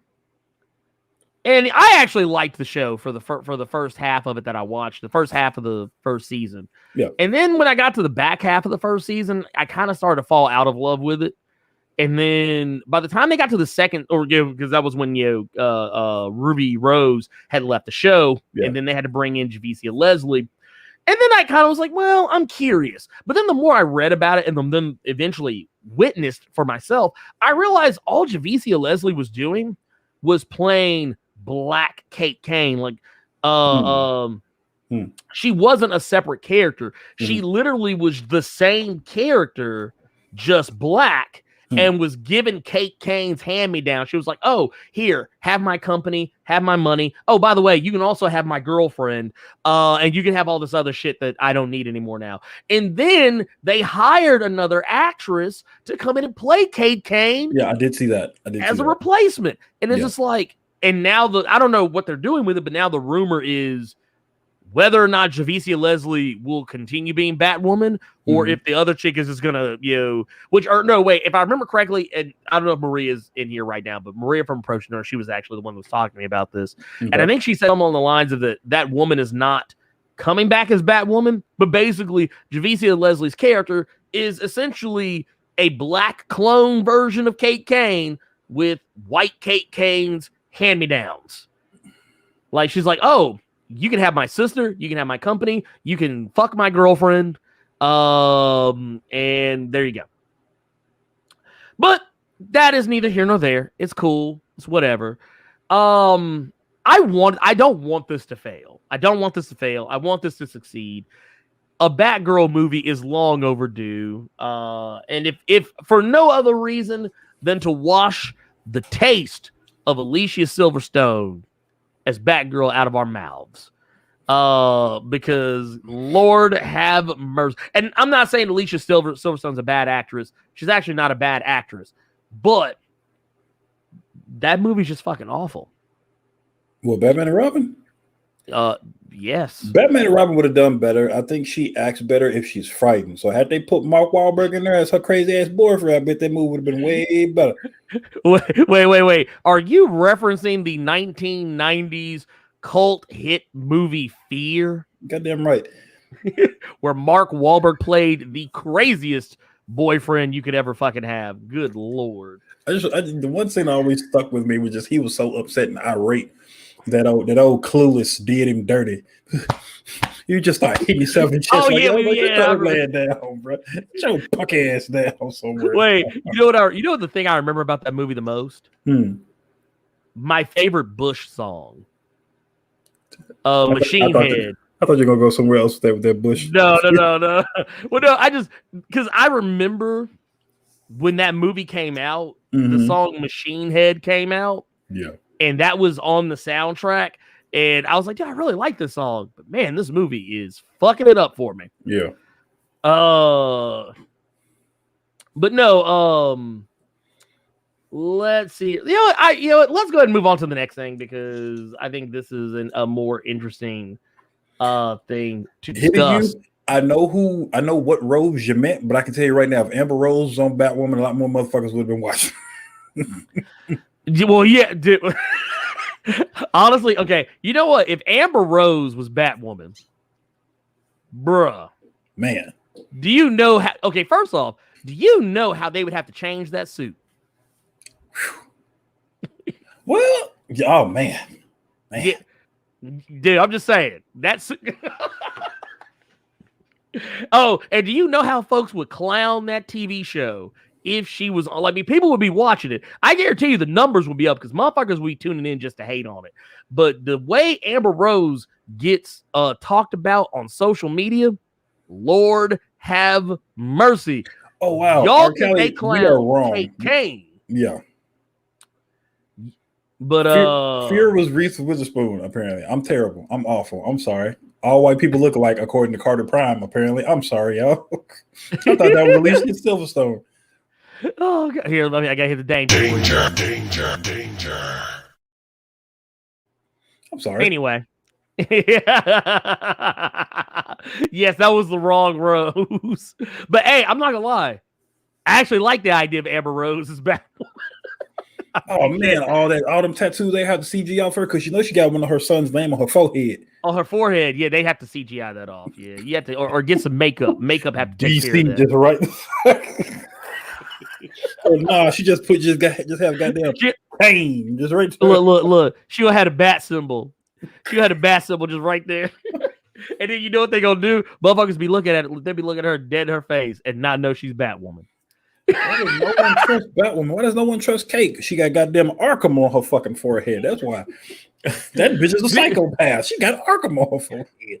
Did you know that's actually something? Remember in the original Suicide Squad movie, that Harley Quinn had that tattoo. I think she had it on her face that said "damaged." That was or something like. Or no, it was something else. It was someone else had it though. But it was whatever it was. It was a tattoo she had on her. They actually had it removed. I know they had for the Suicide Squad. Okay, you know that they removed Daddy's little girl. They're starting to move, or Daddy's little monster. They're removing that shit from merch. They removed it from fucking Fortnite and everything. Mm-hmm. Yeah. Matter of fact, yeah, because James Gunn came out and said something about it too. Like he actually said that he was like, yeah, he said we're taking this shit out. He said I don't like it because they basically told him like apparently James Gunn. They said, man, you do whatever the fuck you want. I think they said the only thing. I think he said the only thing they told him that he had to do, and it wasn't even like he had to do, they just told him it would be nice if you did, and that was have Harley Quinn in the movie. He said that's the only thing they really like got on him for.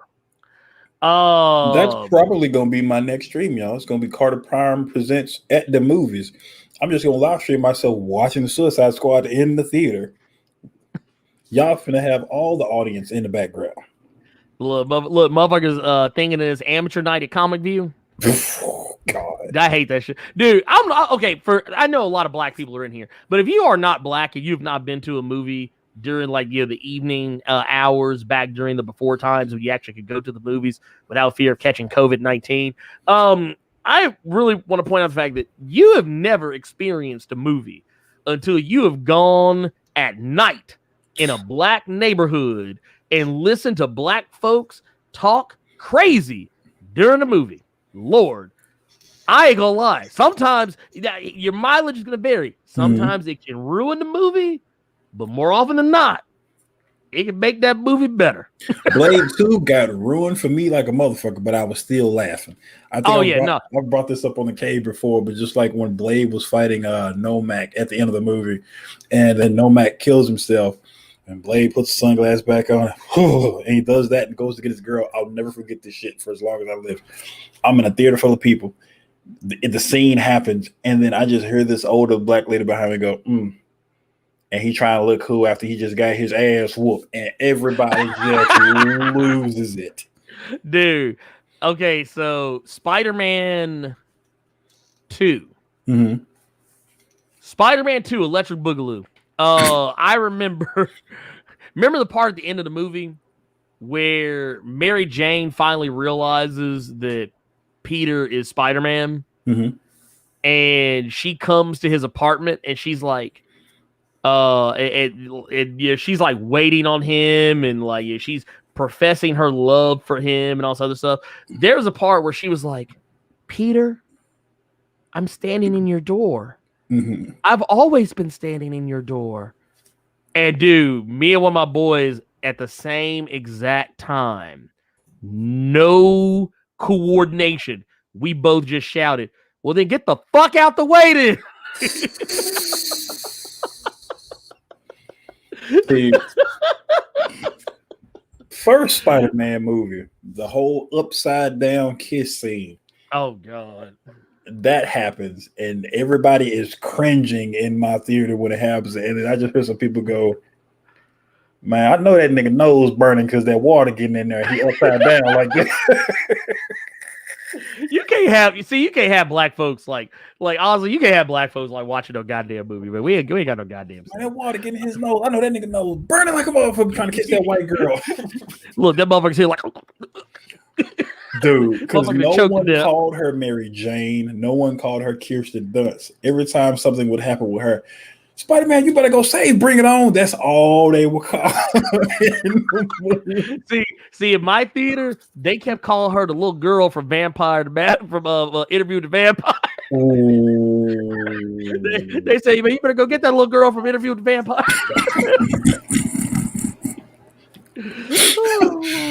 Anyway, oh god, we ain't shit. I'm sorry. I never said I was though, so you can't hold me to that. That said, let's jump to the super chats real quick. We got Dizza Scraps with $3 super chat says, yes or no, Bloodwind in a Justice League Dark or solo? You got to refresh me on Bloodwind. Well, honestly, I'm gonna have to refresh myself as well because honestly, I actually have a vague recollection. Oh, that motherfucker. Okay, never mind. Okay, you know I started thinking about this shows how crazy. Oh, is this Falcon? I'm being an asshole. I know I am. You ain't shit. You ain't shit. Okay, you ain't shit. No, when they said Bloodwind, the first thing I thought of was what was that motherfucker's name from Marvel that was a straight up rip off of Spawn? Nightwatch. Yeah, that motherfucker. I used to have when they used to have the DC trading cards. Yeah. I had one of those dudes' trading cards. For those who don't know who I'm talking about, mm-hmm. Here, let me do this real quick and blam, this motherfucker right here, the black dude right here. That's Bloodwind. Sam Wilson. Dude, he looked like Sam Wilson with a cape instead of wings. Lord have mercy.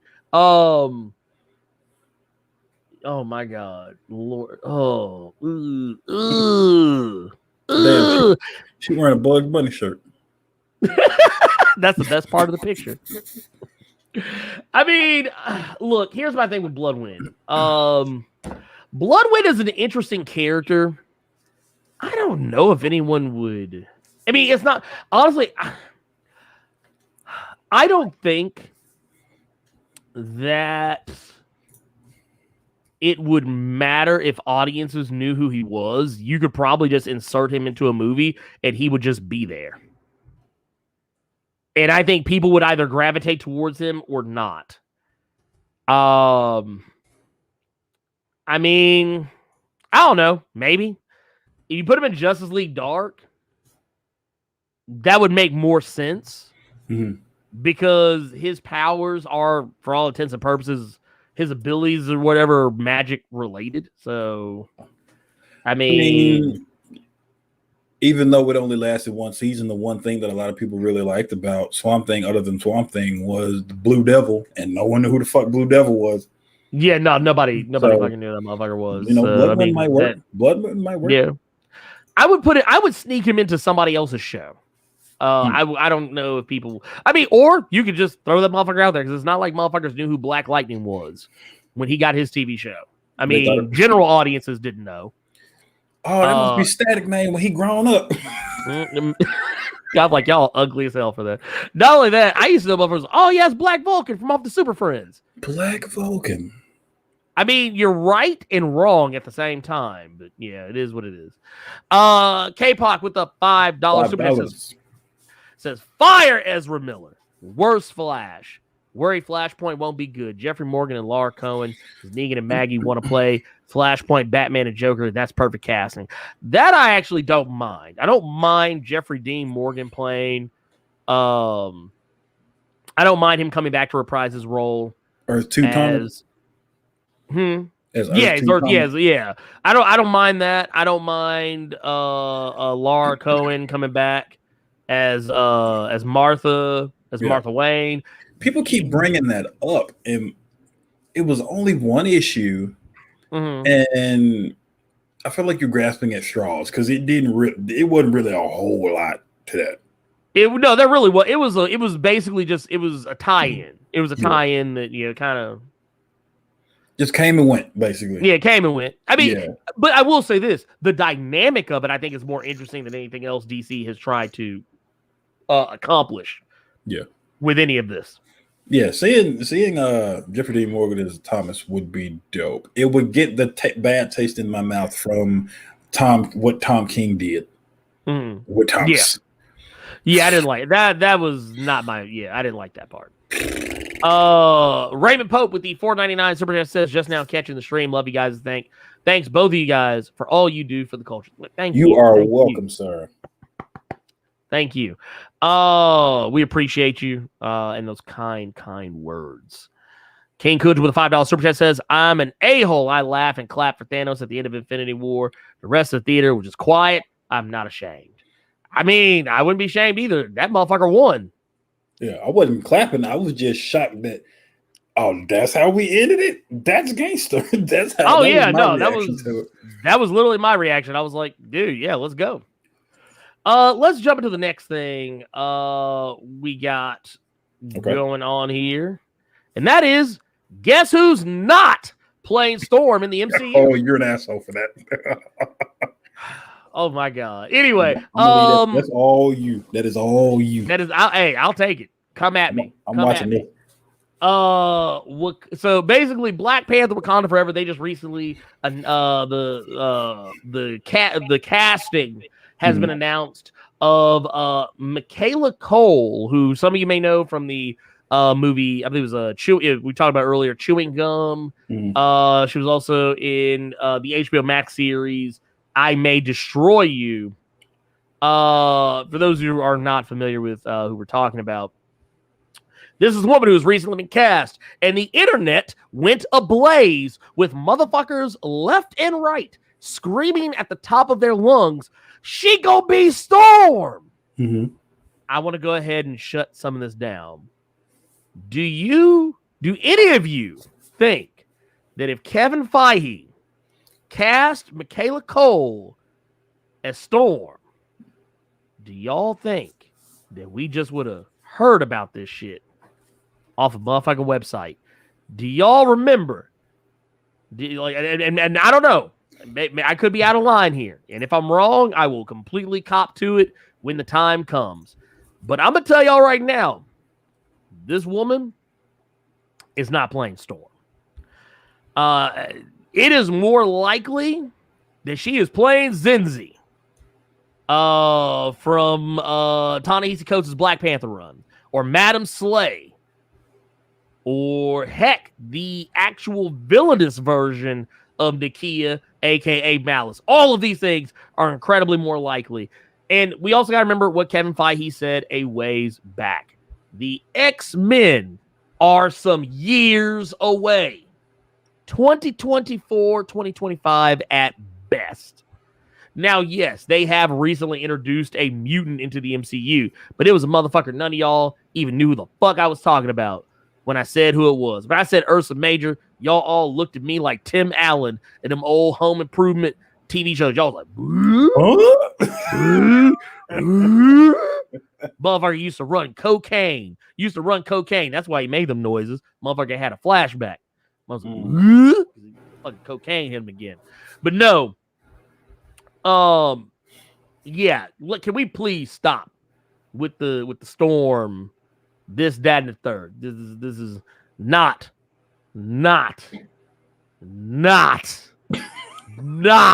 Storm. I'm sorry.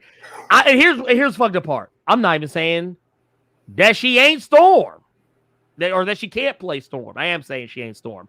I'm not saying she can't play Storm. She's actually a very good actress. And honestly, I think if she was, she could make me believe that she was this motherfucker. But that being said, do I think she is? Because I think someone else brought up the idea. Do I think that she's going to be playing the new Black Panther? No, I do not. Mr. Not Wayne, even a little bit. what the fuck does that mean? She doesn't look like Storm. She's not mayonnaise enough. What the fuck does that mean? Huh? What does that mean? So wait, you know what? I don't know if this is a dig at the fact that the Fox movies, in both the past and present versions of Storm, cast biracial women to play her. Oh, okay. But I mean, that said, I mean, that's a very legitimate criticism.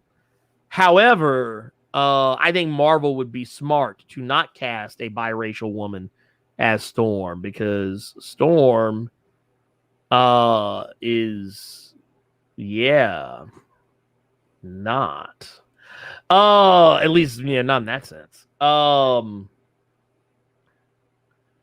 But no, this woman is not, and I'm gonna tell you now, she's not Black Panther, she's not Storm. There are so many other characters that I could see this woman playing that are not either of those characters.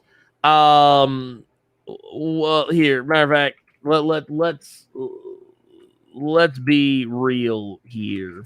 Okay. Like, because I know one of the ones that came up the most commonly, at least in the circles that I run in, and honestly, based on the artwork alone, kind of actually sold me on the shit. But one of them was the character I mentioned earlier, Madam Slay. I look like Tiana Taylor a little bit. A lot of people say that. A lot of people have actually said something along those lines.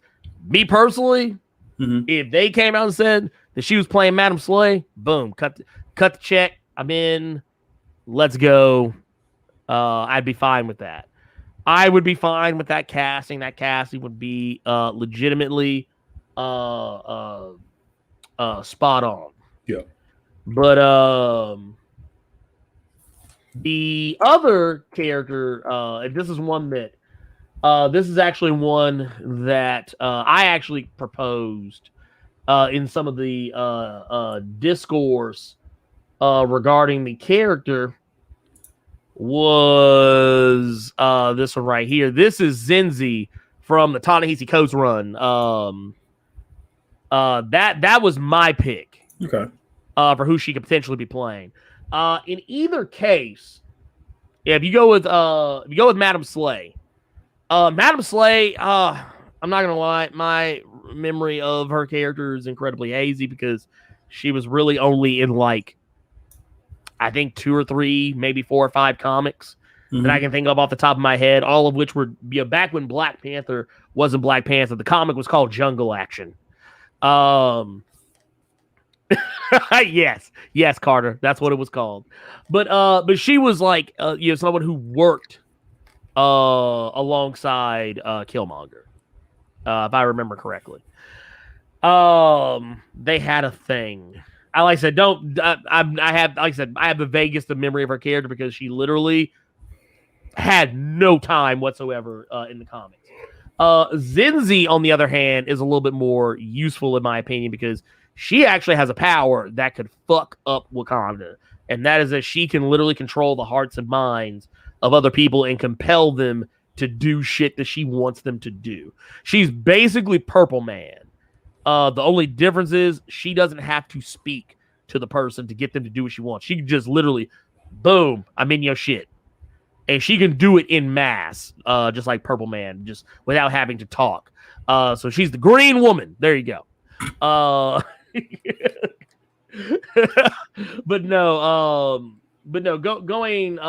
back to it though, do I think that this woman, do I think that she could play Storm? Yes, I think she could. Is she? No. Do I think she's going to be the new Black Panther? No. I think they would give it to one of the other characters way quicker than they would do to give it to some character that is not sincere South Pole. Kelly Rowland for Storm. You got to go in the hole, sir. I'm out of practice. You got to Kelly. What? You got to get up out of here. You got to get up out of here. I'm sorry. Go ahead. I see. What was it? Ed Boy the Cut. He actually brought up Michaela Cole equals Nightshade. I could see that.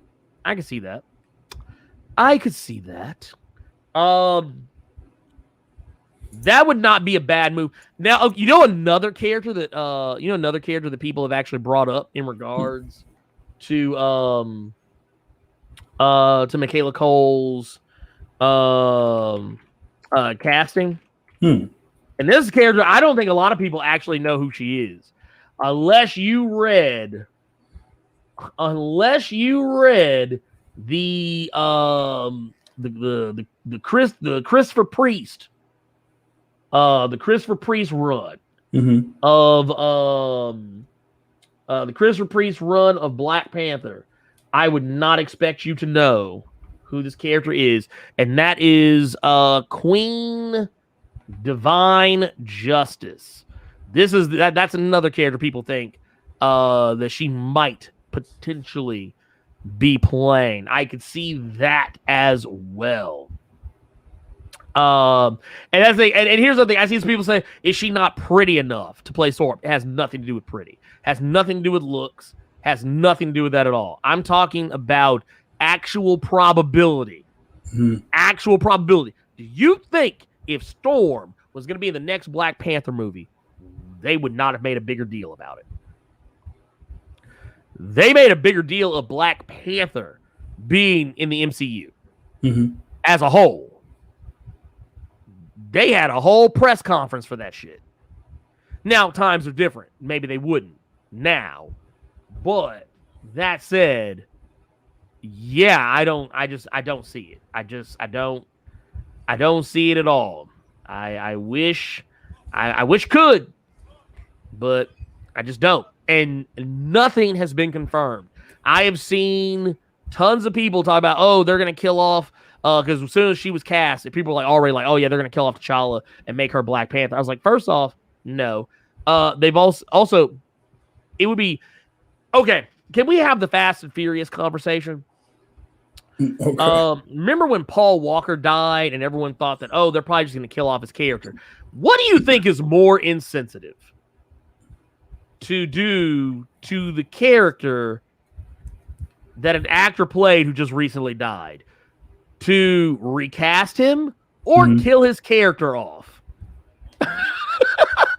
It's like the guy literally died in real life. So yeah, this was everybody's idea. Yeah, kill Paul Walker's character off in the Fast and Furious movies. That's how they're going to do it. That was the thing people walked away with. They're like, yeah, they're just going to kill off his character. Y'all some fools. Y'all are some fools. If you think that there's going to be... No, come on. No, they're not doing that. No, please, stop. Just stop. But anyways, Carter, what do you have any thoughts on this, man? I don't. I said I was going to let you have it, and I stand by that statement. I will let you have that one. Well, and you know, honestly, that is fair because you know what? It's a minefield out there. But here's the thing you got to look at too. If I wanted an actress to play Storm, and I'm not going to go through the whole who would I want because we have talked about that shit ad nauseum on the show. Honestly, I'm thinking about making one of my favorite DVD streamers, Ots Darva, has a thing that he does. He has an FAQ. When people ask questions that he has answered so many fucking times that he's tired of answering them. I'm going to do the same thing. I'm going to make an FAQ, and anytime someone asks a question, I'm literally going to put a link in there until you go read the FAQ. And if people keep asking the same dumb question, I'm going to have a video I'm going to play just like Ots Darva does that basically makes fun of people for not reading the FAQ first. Is what I'm going to do. And I don't like being that way, but it is what it is. Moving along. Let's see here. We got King Kunta with the $5 super chat says it's crazy. They only know Storm. Nobody else. We need more Black women superheroes. No, it's true because I say this all the time. And actually, I think I said this in the Nerd 901 Discord. I was like, dude, I literally, my words exactly were, this is how you know people don't actually read comics. Because anytime someone is cast for a movie, they always bring up the same character. Yeah. They always bring up the same fucking character. Every fucking time. Yeah. Let's move it along.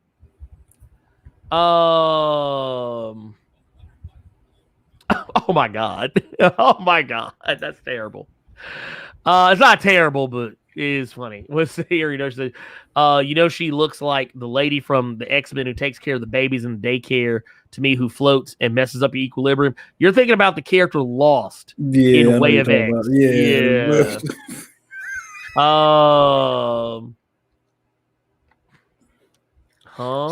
I read something where somebody called her the lanky one. Yeah, the lanky one. Yeah, it's like, dude, come on now. Oh, dude, Comet Comics actually came with the clapback. I love it. I love to see it. So Patrick Tyler, ignorantly, I might add, said, have no interest in Black Panther 2. No T'Challa and no Black Americans in the cast. Hard pass. And then here comes Comet with the dunk. Angela Bassett. So I guess I ain't shit, huh? Yeah, y'all forget that Angela Bassett is whole ass in the movie. Not only that, but Patrick, do you have some knowledge that we don't know about what all actors? I don't know if you know this, but some of the actresses in the Dora Milaje are not African. They were black. Why do y'all do They were this actually to whole yourself? ass Black Americans. There was Why do some y'all whole do ass. this to yourself? Why do y'all do this to yourself? Look here. You know what? Cause you want to know why? Here, I'm gonna hit you. That's stupid. Use your common sense. There you go. Y'all have at it. But no, like I said, I'm just saying.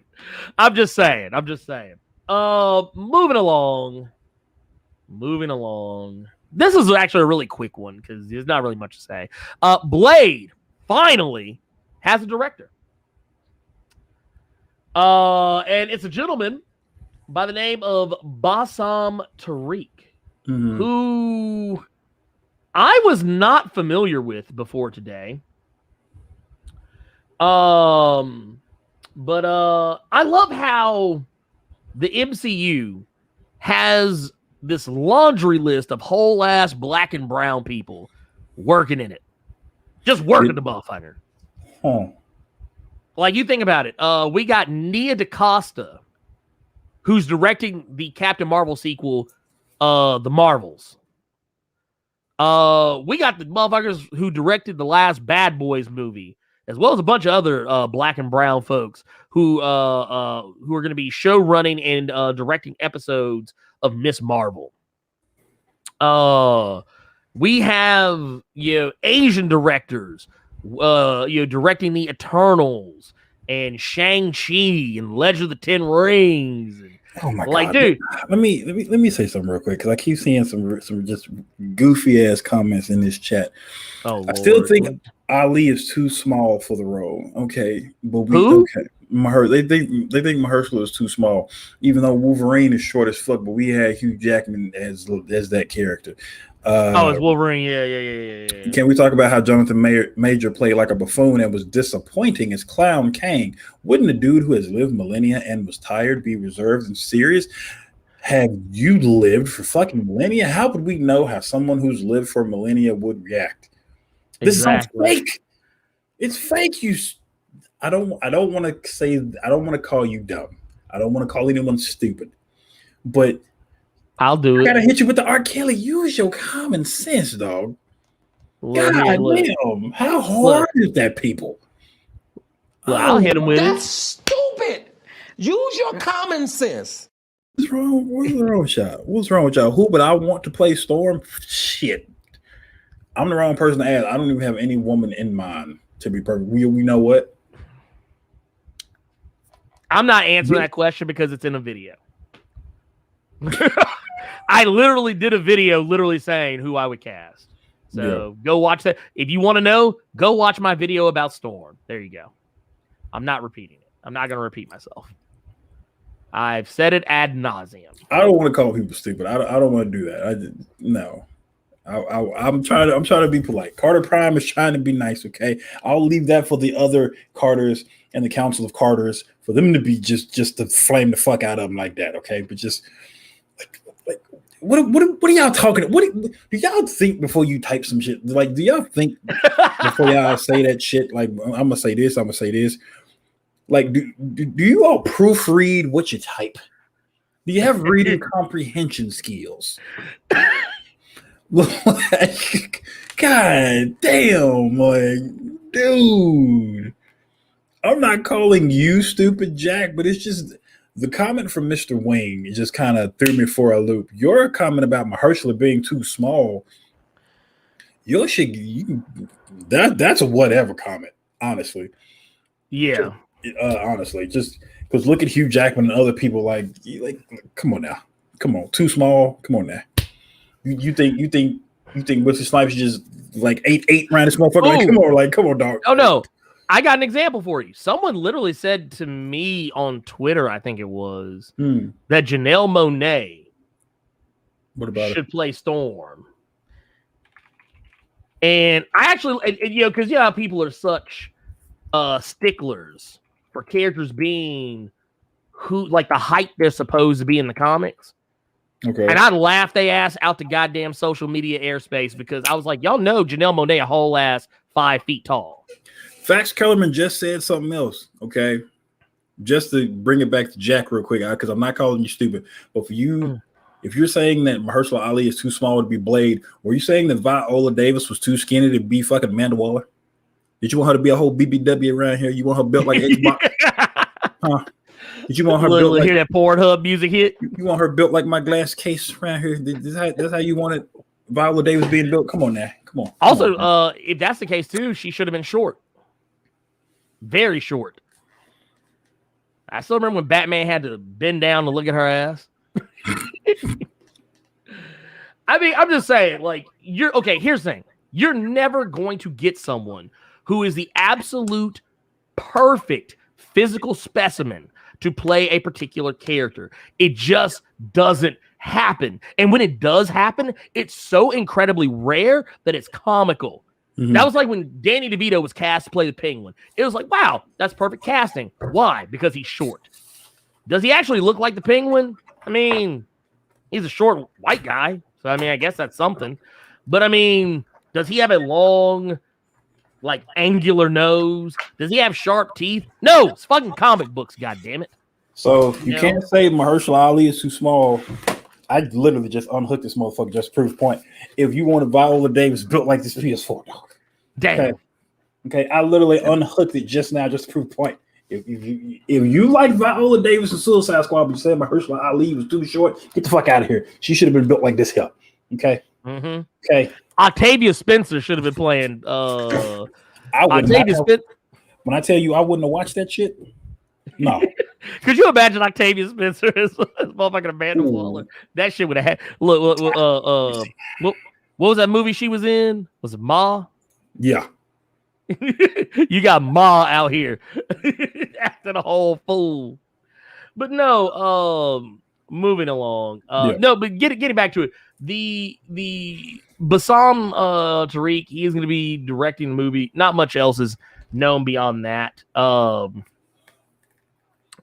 know that that's it. So that's the tweet. Moving along. Okay. We have a director. The movie can officially move forward now. Yeah. What has this director done again? Say one more time. You said the Bad Boys, the new Bad Boys. Well, no.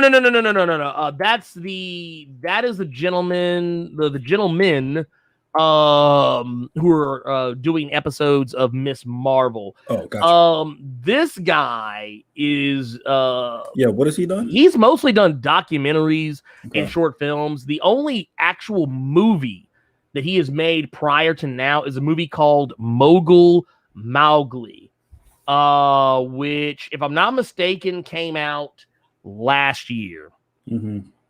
But you know the guy are you familiar with the guy? What's his name? Riz Ahmed. Yeah, he played the bad guy in Venom. Yeah. It's basically a story about this. Riz Ahmed plays the main character. He's a British Pakistani rapper, and he's basically like blowing up. He's becoming like ridiculously famous, and he ends up getting sick. Whoa! A British Pakistani rapper. Yes. This was my first movie. You know what? We like you. We're gonna give you Blade. What? Exactly. Well, it's because the movie, the way the direction it goes is that this is not a spoiler. Riz Ahmed's character, he gets an illness. He becomes sick, and it's something that is like life threatening. That basically takes all the fame and fortune that he has been like garnering up to a point, throws it out the window. Okay. Honestly, for a lot of people, I guess the similarity would be if you've seen the movie Bohemian Rhapsody, which was like the movie about Freddie Mercury and his rise to fame and Queen, kind of along the same lines. How, spoiler alerts for Bohemian Rhapsody. If you didn't know, Freddie Mercury contracted AIDS, and he got the Magic Johnson. Well, Magic Johnson only had HIV. Freddie Mercury got the real shit. He got the real motherfucker. He got the shit that don't get you a Starbucks. Oh, he got the shit that don't get you a Starbucks. He caught the same thing the Wizard Kelly caught. Lord, not the Wizard. Oh my God.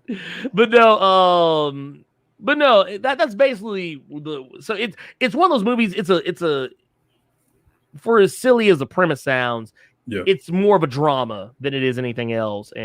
But you gotta think about this too. Marvel has been tapping these new directors. Well, and honestly, for one, because they're going to be cheaper, but also they have been tapping these diverse directors. I mean, I'm not wrong. What was it? What was his name? Chloe Zhao, who is the director for the Eternals.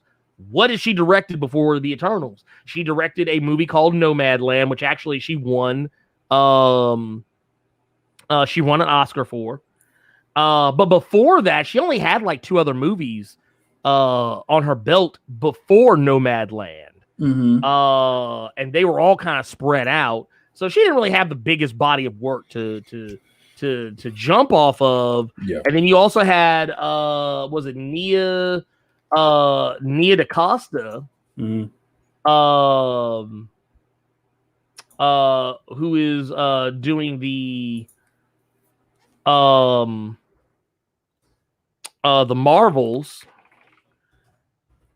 That one, if I'm not mistaken, what had she done prior as a director? Let me see. I'm pulling up her credits now as well.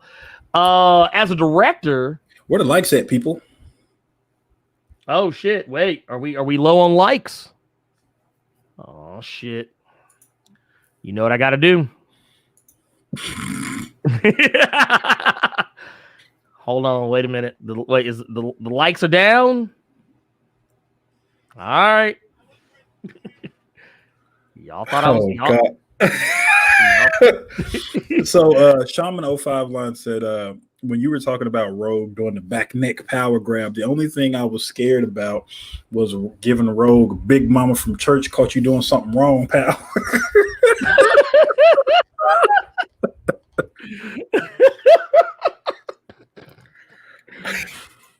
I know, and I know exactly what he means, dude. Yes, I do. No, yeah. But on that mercenary note, let's get these likes up, y'all, because I don't want to be that guy. I like how I brought up the likes, and it was immediately 10 dislikes. Y'all are mad today. That's okay. Let it look. Y'all are mad today. You know what I've noticed with your shit though? You start getting dislikes on caves before the show start. Oh yeah, no, because of the name of it. Y'all think we don't deserve to watch Superman movie? As many Clark Kents we can get? Oh yeah, no, most certainly. But I'm gonna go ahead and let y'all know. I got the copyright free jazz got a whole playlist. Dude, I got the shit ready. You're a scumbag. He got it. Look, wait. I think we're gonna play. Hold on, wait a minute. I wanna make sure. Got a playlist. You're a scumbag. Look, I'm just saying. Do I need to pull it out? Do I do I need to bust this motherfucker out? Songs that is. Look, wait a minute. Look at all these songs. I can go all day. Chi-Town Dan said 10 people are refilling my cup of white tears. Look, and you know what? At least 3 of them are some former Blerd Cohens. Really? I know for a fact. 4 of them, probably. Oh wow. But you know, I like the sound of this. Indoxinated. That actually sounds sexy. It actually doesn't. It sounds like something terrible you would catch. Everybody keeps talking about this fucking He-Man. I need to sit down and watch it. We're actually gonna talk about it here in just a sec, but I'm not gonna do spoilers though. We're not doing spoilers, so please don't put spoilers in there because I didn't plan for Carter to watch this. I just watched it on a whim with my daughter last night. Oh, okay. And what'd she think? Technically, I mean, she enjoyed it. I mean, she thought it was cool. Damn, she didn't like it. Lord. Well, I mean, you gotta remember, she doesn't like hand-drawn animation. Like, she's not a big fan of hand-drawn animation. She likes Pixar. She's more likely to be into something that is CG, okay, or live action. But real quick, ladies and gentlemen, I'm gonna play us the. you ought to do her real dirty. Put that Cole Lyoko on her. Ooh, no, we might have to. Ooh, make baby girl. Ooh, you know what? Do a whole video series of you and her watching Reboot. Boy. Oh God. Boy. I mean, I could.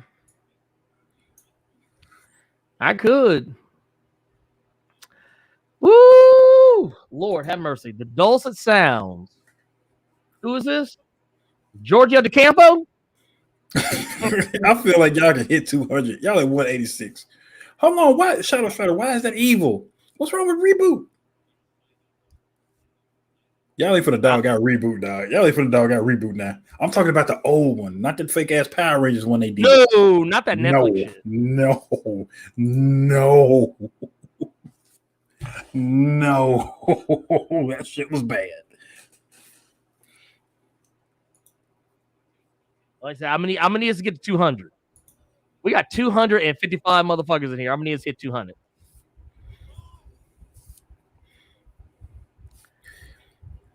I'm just saying.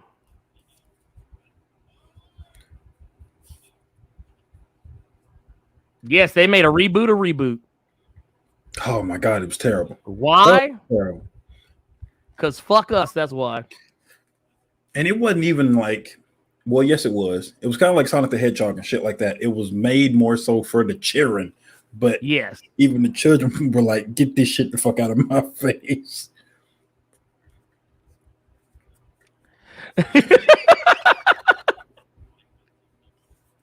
Well, I'm just saying here. Let me bring it up a little bit. There. Yeah, there you go. There you go. Y'all listen. Gabriel Knight with the $9.99 super chat. Please get those likes up, people. 5 more. Just 5 more.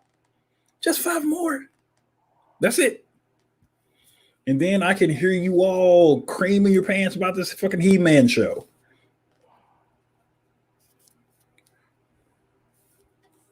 Wait. You know what's funny? Mm-hmm. You trying to do them dirty, but I just turned the volume up. Nigga, we can't hear your Spotify voice. Oh, well, this shit. Here, look. Wait. I got just the thing then. Hold up. Wait. It's too late now. It's too late. We hit it. We're at 202. Oh, there you go. Hey, but the fear is what matters. The fear is what matters. Bam! I turned the lights back on now. Actually gave me a break from the lights. I'm gonna get these niggas. I'm gonna play all that nasty music. It's quiet, motherfucking hurt. Hey, but you know what? Now you've given me the idea. I'm just gonna play it from YouTube now. Because I got the same playlist on YouTube. I will play that motherfucking heartbeat. But no, I'm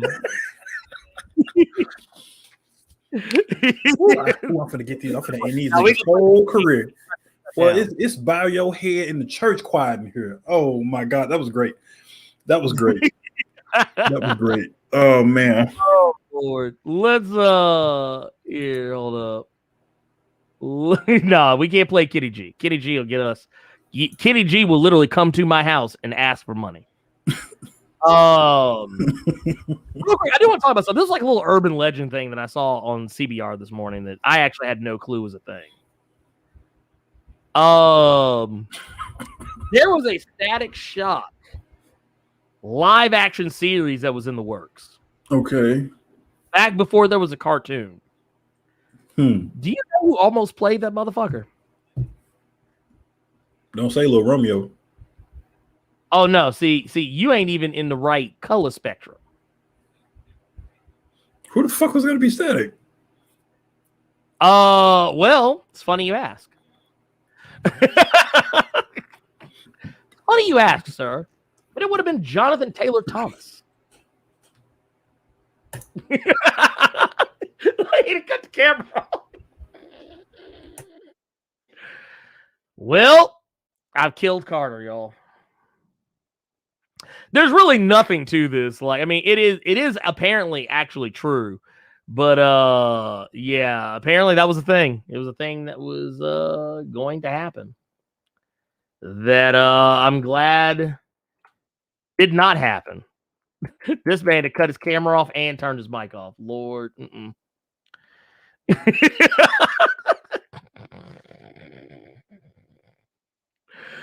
Oh, goddamn. This is Static Shock, not Call It a While. But no, apparently they wanted that motherfucker to be Static. And then eventually they said, nah, we're good. And then they just made it a cartoon instead.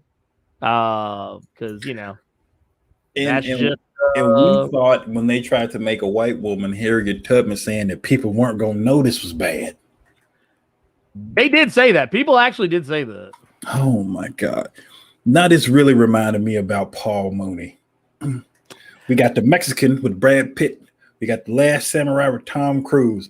And we're going to do his movie, The Last Nigga on Earth, starring Tom Hanks.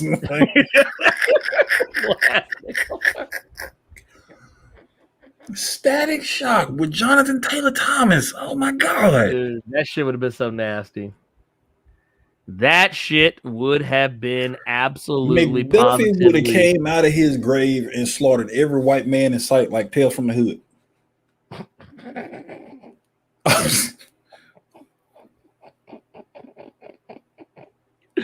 Oh my God. No.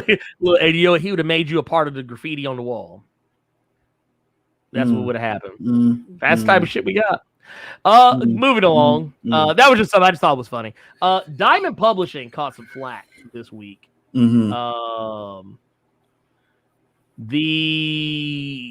company was basically Diamond Comics Distributors, basically known for distributing pretty much almost all comics, with the exception of DC Comics and some other stuff.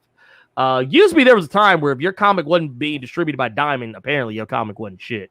But apparently what happened is Diamond runs a little website called freecomicbookday.com.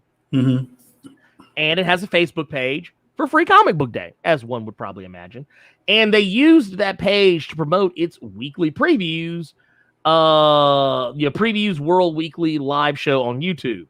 And they routinely bring up discussion topics and stuff like that. They bring up stuff about what's going on in the current state of the comics industry, what's going on in comics as a whole, whatever, blah, blah, blah, blah, blah. And what Mr. Wing, this motherfucker said static milk.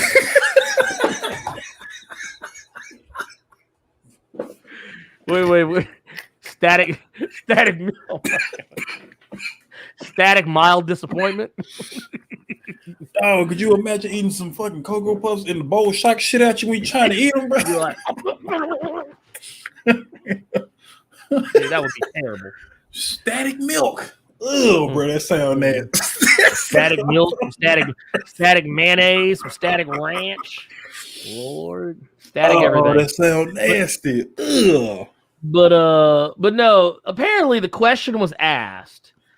Because remember I believe it was last week, United States of Captain America #1 came out and everybody was in their feelings on Fox News and all these other right-wing conservative outlets or whatever. I didn't know it made Fox News.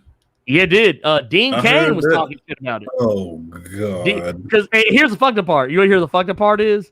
Dean Cain came out and said he hated the comic and that he hated the message that it sent.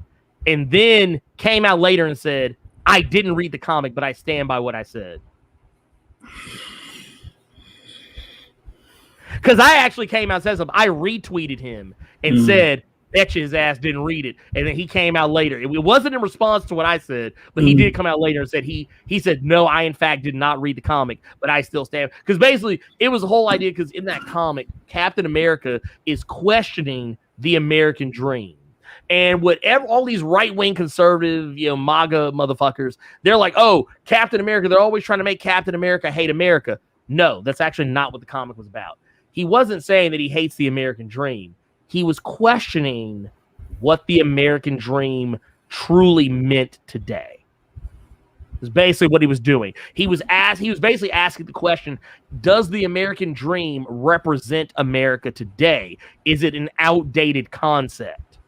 That's what he was asking. And then he realized, no, the American dream encompasses so many other people, which is why they had all those other Captain Americas that they were announcing. Gay Captain America, Native American. I think there was a Native American Captain America. If there wasn't, there probably should have been. All these other different Captain Americas that they were showing off. That was why it was in reference to that. But basically, the post that they put on the website was, hey, comic book fans, there has been an ongoing debate about Captain America lately. So we wanted to ask your take. And they highlighted it in yellow. Are you tired of seeing stories where Steve Rogers loses faith in the United States? Or do you think it's more than appropriate? Let us know in the comments. We'll pick the best answers and highlight them on Wednesday's episode of #PWW Live. And so basically, what they were talking about, talking about how everything was read out of context and all this other stuff. Basically, they caught a little bit of flack for it because basically, Fox News caught a lot of flack for it as well, especially when people realized motherfuckers didn't actually read the fucking comic. They didn't catch flack from people who actually watch Fox News. They just caught flack from every other smart person in the world who actually has a pulse and can think and can rub two brain cells together, which is not Fox News' audience, by the way. But they said one of the spokespersons for Diamond actually came out and they tried to kind of clean it up because basically people weren't necessarily even just decrying that the question was offensive because they clearly it was the comic was taken out of context, but there were people on both sides saying that Diamond was taking a political stance. Yeah. And that, you're getting political. You're trying, which by that definition that they took a political stance or seemingly took a political stance, that also makes them woke for better or worse. Yeah, because woke is a bad word.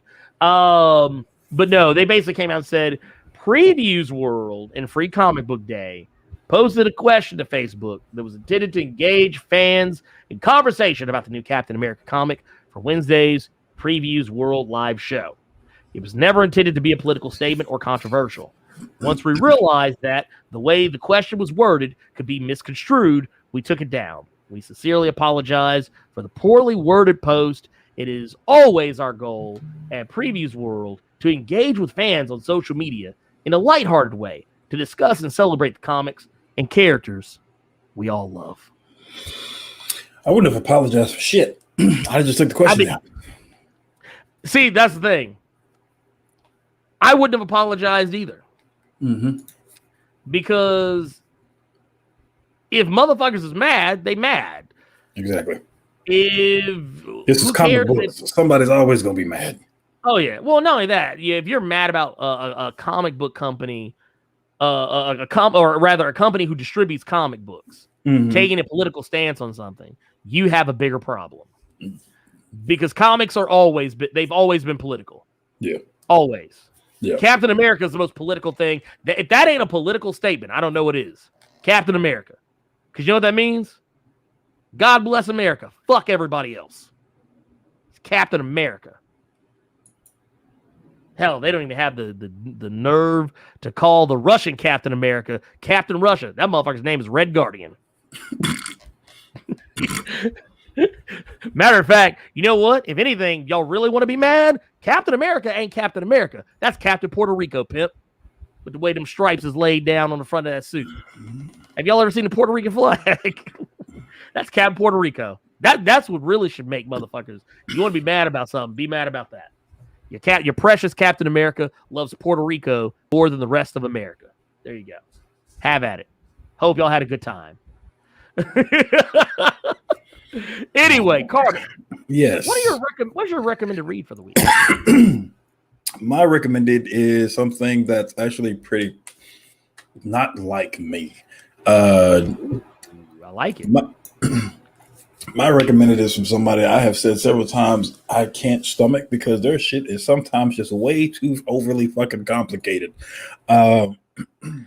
Ooh. My recommended this week is the first issue of a 4-issue mini-series from Grant Morrison, Superman and the Authority. Mm-hmm. If you are asking yourself, Carter, are you just recommending this book because Midnighter's in it? Yeah.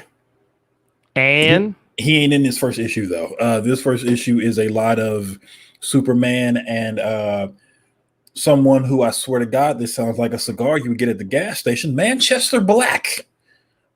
oh yeah, that's the dude that whooped up on Superman for a minute. So this Superman is a Superman that basically is taking the initiative and is seeing that in his mind that Justice League don't work. And he came to the conclusion that Justice League don't work during the Kennedy assassination, because this is how old this Superman is. This Superman was really good friends with good old Jack Kennedy, and was actually there when he was assassinated, and basically says we need to take a different approach. So he's trying to basically get a team together that can be a version. Every person he's selecting is a power that he is losing, because this Superman is getting older and is getting weaker. Okay. So he's trying to get people that can basically do his powers for him and try to help the world, because Grant Morrison, kind of pulling some from his Frank Miller bag, wants to dog out how America is today. And in this instance, Superman is basically talking about how social media, everyone has everything on social media, so he can find everyone everywhere at any point because of how people are nowadays. But as first issues go, I'm interested in seeing the rest of this story. I want to see this through, because I've never seen a story like this before with Superman just trying to take a different stance on things. Basically, he's the one that's saying the Justice League don't work. Normally you hear this shit from like Batman or somebody, but usually get for Batman. Hearing this from the big dog is a different thing. So yeah, that's going to be my recommend. I'm not going to go any more into the story. I really want you all to read it. But yeah, Superman and the Authority #1 is going to be my recommended. Ernie, what is your recommended, sir? My recommended is not a comic. Again. Even though technically I would love to make it a comic, there were a lot of really good comics that came out this week. A lot of good stuff. However, I am actually going to take a different stance. I am actually going to take up the stance of talking about the Kevin Smith produced Masters of the Universe Revelations. I believe it is called. Masters of the Universe Revelation. And this is like part 1 of I think it's like a 3-part series. But It's become incredibly popular in the last couple of days because this series got review bombed. I didn't know that. Oh wow. Yeah, people were mad. I'm gonna go and tell you right now. This is the only spoiler I'm gonna give for Masters of the Universe because it's kind of hard to talk about it without talking about it. Okay. But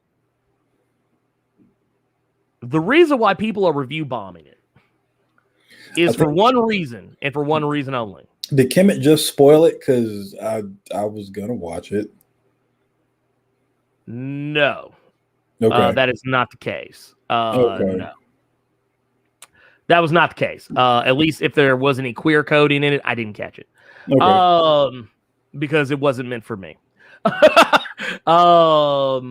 no, the reason why is because the show focuses more on Teela. Okay. Now, I want to make something incredibly clear.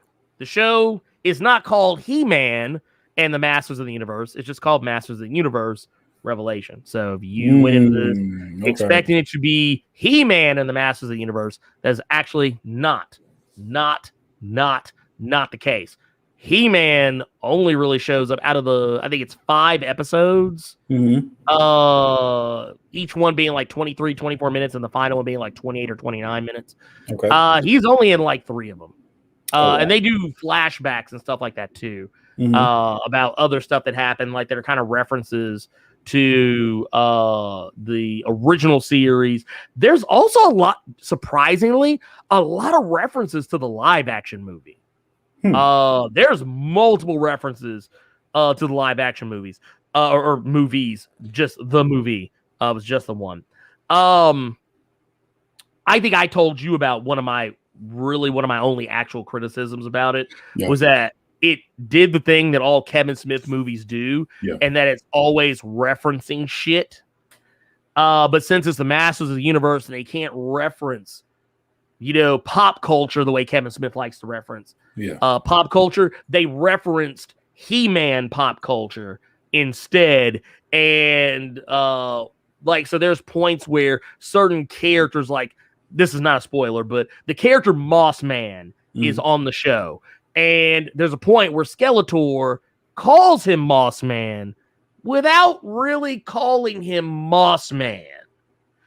Basically, what he says when he calls him Moss Man, he's basically saying it in a derivative way, or not derivative way, but in a derogatory way, like he's insulting him, calling him that, even though that is actually his name. There's multiple points. There are not multiple points, but there's one point where He-Man is in his Prince Adam form, and he says, he talks about, I do have the power, or something like that. Like, it's like a wink at the fucking camera. Okay. If you like Kevin Smith movies and you like He-Man, there is a cross section. There's a Venn diagram where there'll be a group of people who will really eat that particular aspect of the show up, and then there'll be another group of people who will probably find it annoying, and another group of people who will just think, oh, okay, it's great. And there'll be people who'll be just right there in the middle.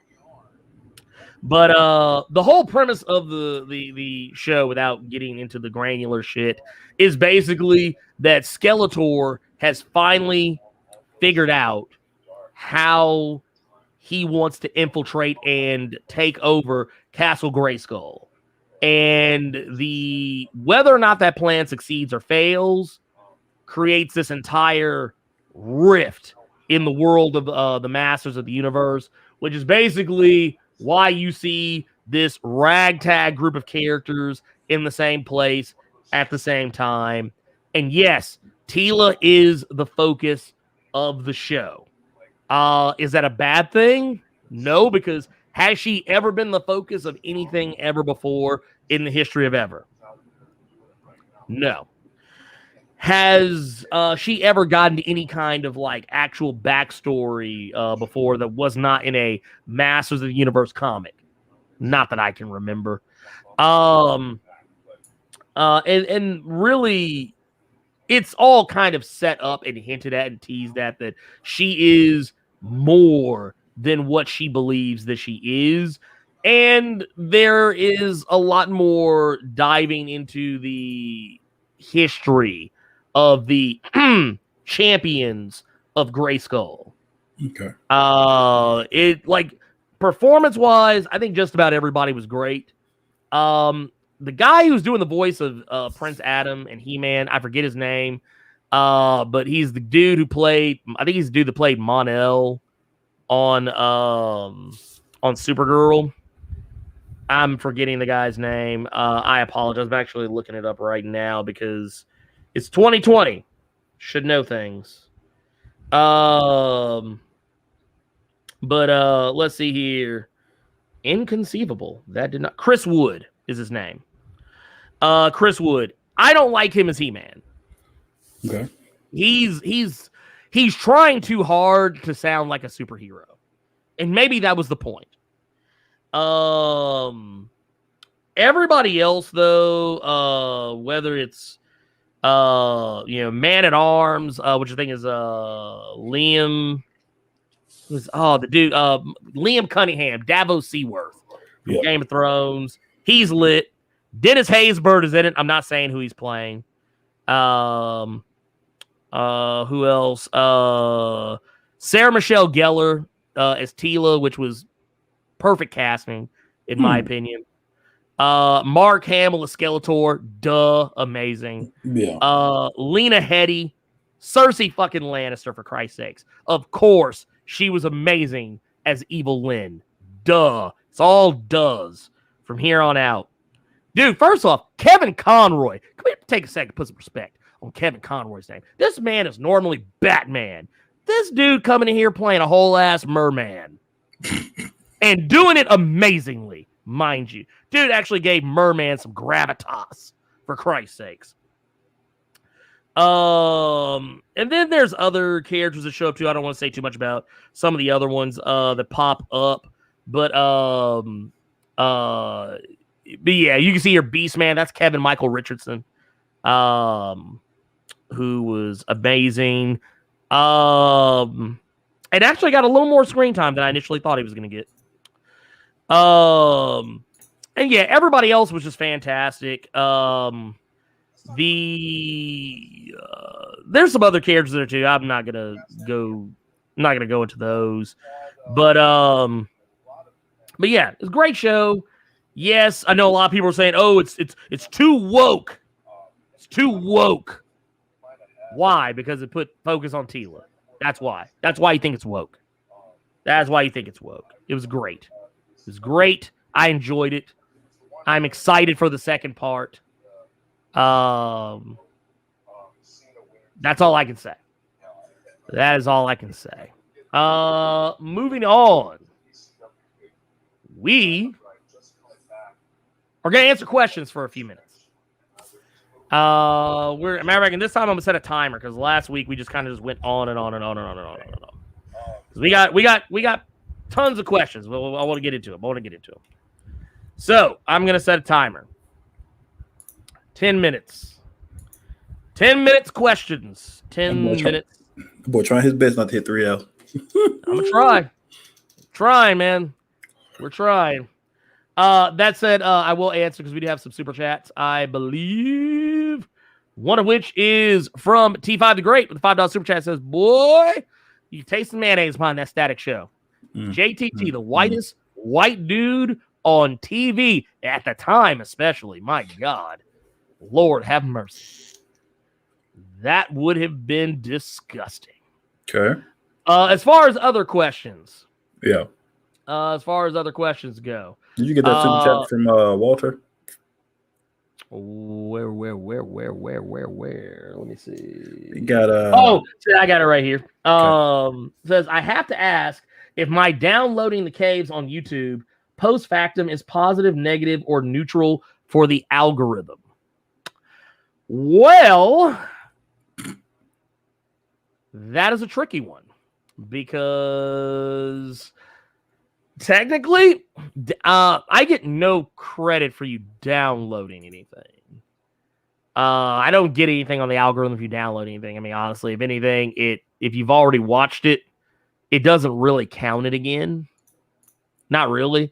If you just click on it and pause it just to get the link and download it, I don't really get anything for that either, because basically YouTube just counts it as, oh, you clicked on the video. Oh, you stopped it immediately. You must not have liked this. That's basically what it does. That was whatever. I don't really have a problem with people downloading the caves if they want to watch them later. That is fine. Whether you download them through YouTube's built-in method, I think YouTube has a built-in method, or if you download them through other means, that's fine. As long as you don't re-upload them somewhere else and count them as your own material, I am perfectly fine with that. If you do that, I will come after you. I will turn into Liam Neeson. You will learn that I have a very specific set of skills. Skills that make people like me a nightmare for people like you. No, I'm joking. But thank you for that. $5. That's $5 Canadian as well. $5 super chat. Thank you very much for that. I appreciate it. Let's keep on pushing. Let's see here. Yeah, if you put the cave up, yeah, I will say this: if you do this, you will forever be a hero of Blerd Co-op. If you put the cave up on loop in your local Walmart, I will not be mad. I've actually known people to do that. Like, I've known people to go into, like, people have told me about they've gone into Walmarts and Targets and Best Buys, and, like, they have like the phone displays and the laptop displays, computer displays. Go and put the motherfucker on YouTube and just have that shit on repeat. Hey, I ain't mad at you if you do it. Hey, you out here doing the Lord's work. You're doing the absolute Lord's work. Wait, Cam Newton as Val-Zod. Who's with me? Cam Newton. Cam Newton? Oh, wait, Carter, I cannot hear you. No, you didn't need to. I was talking to the other Carters. I had to go find that name and put him in the hole. It's fine. Oh, okay. It's fine. Cam Newton? Wait, no, we're not even going. We're not going to acknowledge that he already in the hole. Okay. No. Okay, cool. No, all right. No, dude. Council of Carters has spoken. Any goofy, stupid ass question like that, Cam Newton. Okay. Because I was there thinking, I was like, is there an actor Cam Newton? I wasn't aware. I was like, I only know about the football player. Okay, and then when we get Blue Marvel, we're gonna make that nigga Karl Malone. Shut your ass up, Trent. Shut up. Karl Malone is Blue Marvel, Lord. Shut up. Next year, y'all gonna want Charles Barkley to be the new roadie. Jesus Christ. We're gonna make Dennis Rodman and Luke Cage, but we're gonna have NWO Rob. We're gonna have Rodzilla beating brakes off people as Luke Cage, Bushmaster. Shut up. No, we're not doing that. What comic series from Marvel is worth reading right now? Well, I mean, there's a few that I read. Moon Knight, yeah, definitely Moon Knight. That was a good first issue. That was that was, if I had not watched Masters of the Universe, and I was going to recommend an actual comic, Moon Knight #1 would have been the one I would have recommended. Yeah. Let's see here. But you know what? We can't even say Moon Knight because it was only one fucking issue. We need to keep. Well, yeah, that is one issue. Okay, I'll tell you what. Immortal Hulk. Read Immortal Hulk. There you go. Immortal Hulk is great. Yeah. The Venom series by Donny Cates, Thor by Donny Cates, Chip Zdarsky's Daredevil, which, by the way, just got nominated for an Eisner Award. Yeah. Okay. I'd say X-Force. X-Force has been consistently good every issue. Yeah. X-Force. Hellions has been great. Have you read Skybound X? No, I've been meaning to, though. That shit is wild as fuck. The Walking Dead shit is crazy. And I heard that they had a crossover, like, was Walking Dead and like Invincible? No. So what it is basically I forgot his fucking name, and he created Walking Dead. Oh, talking about Robert Kirkman? Thank you. Basically, he's saying that the entire zombie thing happened because of aliens. Aliens were coming to take over the world because apparently they want our water, because our water is like gold to them. So they unleash zombies to get rid of everybody so that they could just come down and then just get the water and shit like that. But Rick is still alive. Rick don't know what's going on. He got a cyborg hand. The governor is back. out of fucking nowhere with a cyborg body, and then I sent you the one page of fucking Negan with two different bats, one named Lou and one named Seal, and then he screams, "I have the power," and they combine into Seal. Oh my god! What's the first thing that happens in that book that's kind of fucked up? Because he literally does that trope. No, he doesn't. Yeah, he does. It wasn't the black dude who died first. It was the black woman that died first. Because the first person that gets clapped that's talking to Rick was Michonne. She gets clapped by the governor, like just immediately. But yeah, Skybound, that Walking Dead shit they doing is weird. Oh my god! Only reason I even read it was I wanted to read the Clementine story. Okay, yeah. Because she's not getting a series. They're doing what DC is doing with Earth One, but they're doing graphic novels every year or something like that. That's what they're doing. That's what they're doing with Clementine. She's getting graphic novels. Okay, well, she's getting hardcovers. Because I didn't realize she lost her fucking leg. I didn't either. I haven't played any of the games past the second season. Dude, I had to pull that shit up on YouTube. Damn near cried because that's Baby Girl. Because I played that first season. Yeah, in the last season of the Telltale series, she gets her leg lopped off. But yeah, that's neither here nor there. The Walking Dead shit with the futuristic Rick Grimes using the lightsaber it is out there too. Okay. You guys, this is Mr. Wing. So you guys ever watch Black Summer season 1 on Netflix? It's awesome as hell. I just started season 2. I haven't watched the rest of it yet, but that's a very intense zombie show. See, and I was told it was a spinoff of Z Nation, and I thought that show sucked. I don't know if it is, but I haven't. If it has anything to do with Z Nation, I haven't seen it because this show is serious as a heart attack. Okay. Because basically what they do is they jump back and forward between different characters, and the turn is quick. Like when people get turned to zombies, it's kind of like World War Z when people turn really fast. That's how it is in this, and the zombies aren't slow; they are fast. And they're kind of smart, not smart, but sometimes most zombie movies, you run to a building, you close the door behind you, and you're like, oh, I'm safe. Nah, the motherfucking zombie be like, oh, you went through the door, I'm gonna go through the window then. They'll actually try to follow you places. It's fucking crazy. But I do recommend. I actually recommend that show. It's actually a very good show. I got the first 2 episodes of Black Summer, but it was really late, so I didn't want to stay up any later, and I went ahead and went to bed. Okay, it is a spinoff to Z Nation. Apparently, Black Summer refers to the first summer in Z Nation, which is the first summer after everything went bad. Oh, I didn't notice it, so. Okay. Just because I remember how cringe and corny Z Nation was with the blue aliens and shit, or with the blue zombie boy. Okay. Gotcha. Okay, yeah, all right. No. I don't give a fuck about Z Nation, but I will say fuck Z Nation. But definitely watch Black Summer. Okay, cool. We got super chats. Yes, we do. We got a couple actually. Let's see, Mr.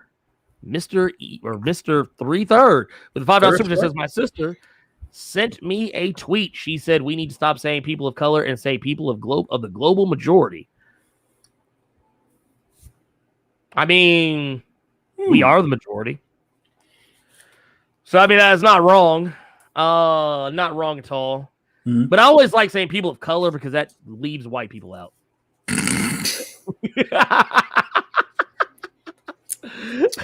We got danger. We got another super chat from Walter Baptiste, $5 from Canada. Blood, I'm just trying to make sure that y'all shine. We are shining, and one reason because we got these bright ass lights in our faces. And my head is literally glistening right now. Thank you. We appreciate that. Look, any extra shine you can help us with is fine. Right. Another $5 super chat from Trents5 saying, "Hey, I was just messing with you all the first time. For real though, how about giving Anthony Montgomery some work then?" Oh, Anthony Montgomery. That is. Hold up. I'm blanking on this motherfucker. Like who he is. What have I seen I'm him in? I didn't watch any of these. Okay, that dude. I know who he is. I know who that dude is now. Yeah, he was on that Star Trek show. I only watched like 2-3 episodes. Talking about Enterprise. Mm-hmm. With Scott Bakula. Scott Bakula, yeah. I mean, okay, yeah, I'll fuck with it. I don't know. That's the drag queen dude from Tales from Leprechaun Hood. Oh my God, Postmaster P.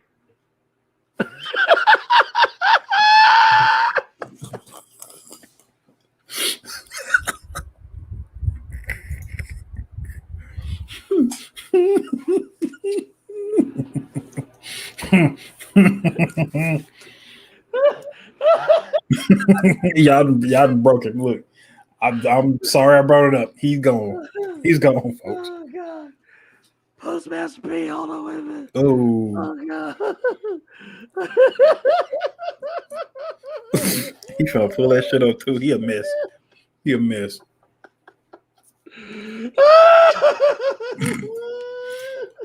Oh my God. Why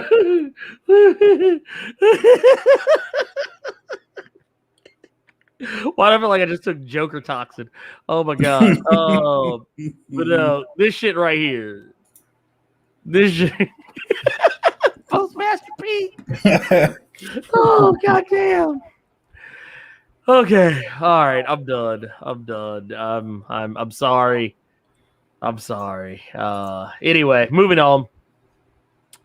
What would you guys want as the MCU roster for the X-Men? Oh man, we've answered this before, and I'm already looking at Discord questions. That's fine. That's fine.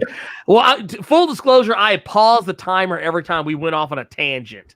When answering a question, which has been quite a lot. But I'll put it this way.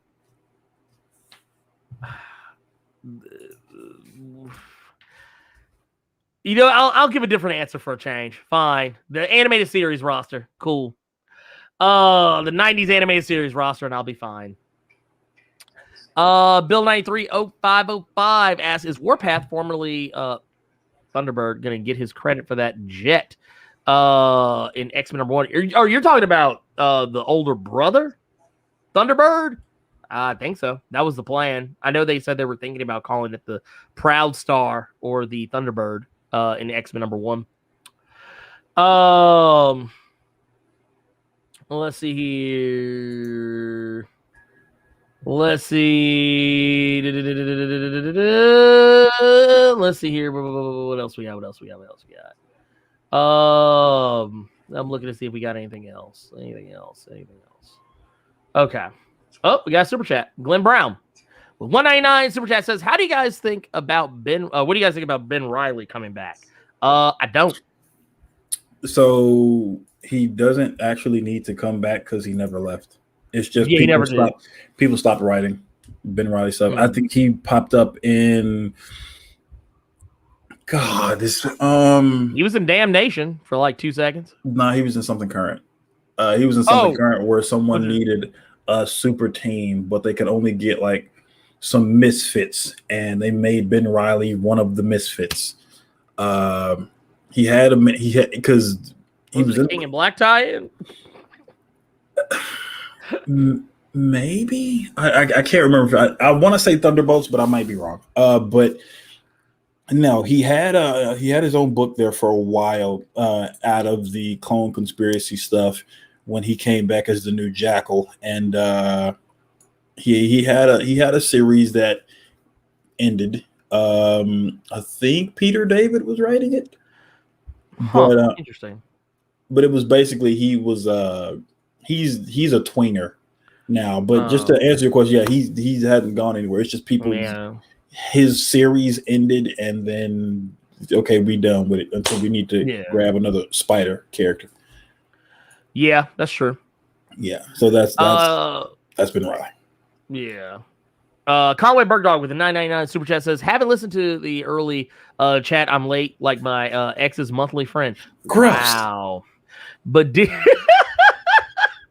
but DC has no problem in black characters and the remake soups does not sit well with me. Love you guys. Keep up the Lord's work. We agree. 1,000,000%. And man, look, just saying, we could do better. We can do way better. Let's see. King Kunta with the $5 super chat says they really put Krispy Kreme donut powder on that man's face and called him Michael Jackson. Nah, bro, we not forgetting that. Oh, talking about earlier, we were talking about the Jackson 5 junk. Yeah, no, I agree. I agree. Let's see. Nomadic Chaos with a $6 super chat says, hey, so what do you guys think of Immortal Hulk ending October? Also, any guesses on how things are going to go for Hulk going forward? Terribly.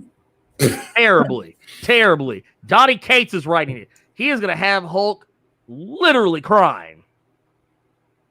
Because that's what he does. When it comes to the ending, who the fuck knows, dude? Because with Al Ewing, I'm getting surprised damn near every issue. I didn't expect to read this last issue, and we see what's that? Mr. Joe Fix-It. Yeah, we see Joe after coitus. We see him after he didn't use his left stroke, which is the death stroke. We like I didn't expect to see that. Look, this motherfucker, he had look, I'm gonna go old school ECW. He had Betsy in the Kata Hajime. The old school, like before it was called the Taz Mission. Look, had her like this. She was like, ugh. Yeah, that boy had her in that heel with that Tongan death grip. Wow, hit her with that Tongan death grip. But yeah, I don't know, dude. Who the fuck knows where? I know it's gonna be nuts, and it's probably going to be disgusting just because of the art. Because that's basically what Gamma Flight is doing right now. Did you read the newest issue yet? I haven't read the second issue yet, but I have it pulled up, ready to rock. Oh, okay. Why do they still have Rick Jones looking like that? Shit makes my skin crawl every time they show him. It's and like, they're trying to make it adorable. Yeah, no, don't do it. Stop it. That motherfucker is fucked off. Ew. Let's see. Conway Bergdahl with the $4.99 super chat says last thing. Not we, they. DC should do better. That is true. Also very true. Thank you for that, Pippin. Coin Sumo with a $5 super chat says he's in that current garbage behind run of Iron Man. Yes, he is. Okay, because that's what it is. Okay, I think it was Hellcat was looking for some help with something, or Tony was looking for some help with something last minute. So he just got a bunch of misfits, and fucking Ben Riley was one of them. Thank you, Coin Sumo. Okay, I have not. I stopped reading that Iron Man book after the second issue. So yeah, that's. You're absolutely right. Thank you, sir. Thank you. We are moving on now. We are officially moving on. We actually went over, but I had to pause a lot, so it's whatever. Answering Discord questions now. Also, link to the Discord in the description. Shadow the Cat 99 or Alan says, wanted to send in a question before I see Snake Eyes. I was curious if you guys saw the poster for the new Jordan Peele movie, Nope. Get Out is my favorite non-comic book movie of all time, and Us is an amazing movie as well. I'm really excited to see the next Jordan Peele horror movie. I actually have not seen anything. I saw the poster. Yeah. I don't know, man. It's Daniel Kaluuya, Keke Palmer, and Steven Yeun. I don't know if that's supposed to be a UFO or that's supposed to be like the house from Up. I don't know. Yeah, I'm pulling it up right now. Yes, Daniel Kaluuya, Keke Palmer, and Steven Yeun. Dude, Steven Yeun is getting a lot of work lately. God damn. Hey man, that boy's out here. Boy. Let the boy get his bread. Yeah. This is the poster right here. Yeah. I mean, I don't know what is going on here. I have no clue, and honestly, that's probably for the best. Yeah. I can't even say nope to it because I don't even know what the fuck it is. Right. I don't. Yeah, I got nothing. Actually, the only thing that would make this even more weird, the movie came out on February 22nd, 2022. That would have been even weirder. Instead of July 22nd, 2022. But that's still pretty crazy. But anyways, moving along. Jay Dizzle says, fellas, what do you think will be the time frame of Black Panther Wakanda Forever? I would love it if they just placed it during the 5-year period of the snap, where T'Challa is already believed to be dead and there are rumblings underwater off the coast of Africa. What do you think will be the best time frame? Well, honestly, that would not be a bad time to place. Yeah, that'd be a way for them to get away without having Chadwick Boseman. That's actually pretty smart. Yeah. Honestly, I think that's the most likely solution. If you're going to show the world of Wakanda, I mean, you could honestly make several movies in that 5 year. That's why, like, I kept telling people when people said, "Oh, I don't know how they're going to make a Black Widow sequel." Yeah, you can place it in that 5-year gap. Yeah. Don't think Marvel didn't do that shit on purpose. Marvel did that shit on purpose. Every movie that we have seen, Marvel planned that shit at least 5 to 6 years prior. Yeah, that was literally a calculated plan to have a 5-year gap between the events of the snap and them undoing it. So that way they have 5 years to play with.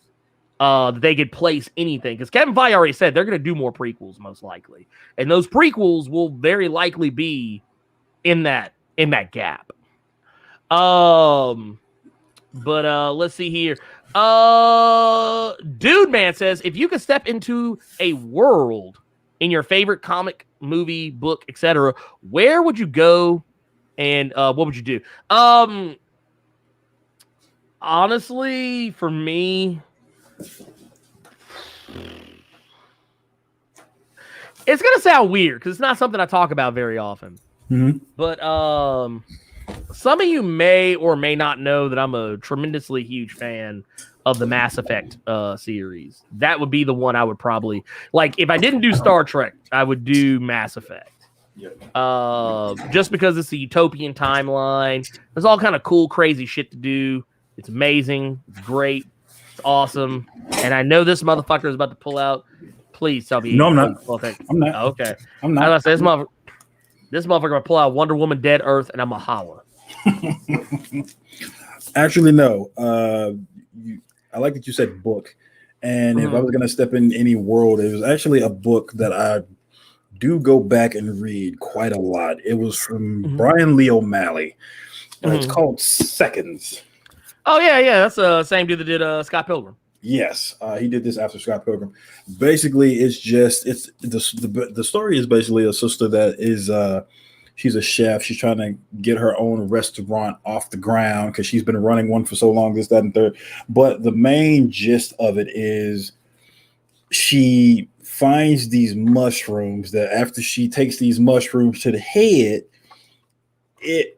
she basically starts fucking with time. Oh shit.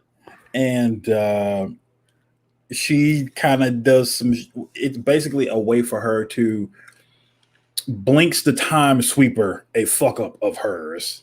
Got you. If she fucks something up, let me go grab some shrooms real quick. So that's just one of my go-to books. That's not. Yes, it's Brian Lee O'Malley, so of course it's gonna have like graphic novelish kind of shit like that. But yeah, I wouldn't mind going in that world just because that's actually on my short list to read. Okay, eating some fucking mushrooms just to go fix a fuck up is one thing, and another thing is just I love to cook. So those are my two. Those are my two. I've had this book for quite a long time. It's all fucked up on the edges and shit. I read this shit too much. Hey, I ain't mad at you, Pip. Yeah.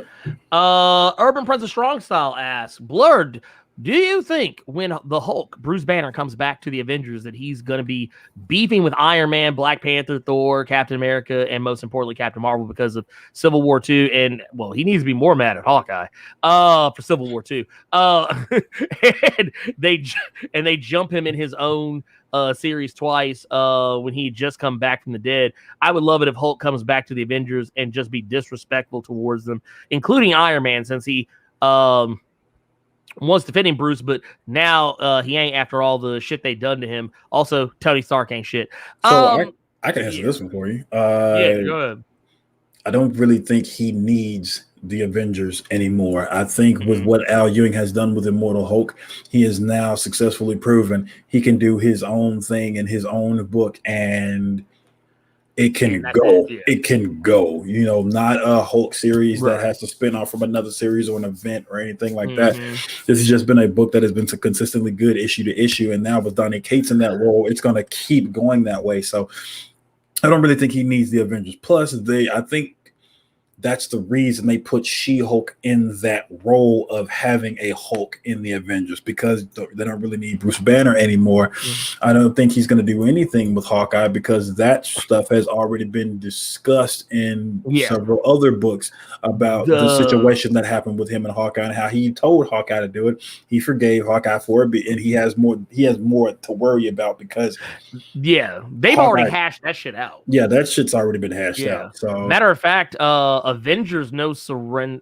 Avengers. Was it Avengers No Way, No Road Home or something like that? That was the one where I think that was the final nail in the coffin for that conversation. Yeah. Which had already been had before even that. So yeah, they don't. There's no. I could imagine. Yeah, if he has beef with anybody, yeah, sure, it'll probably be Black Panther.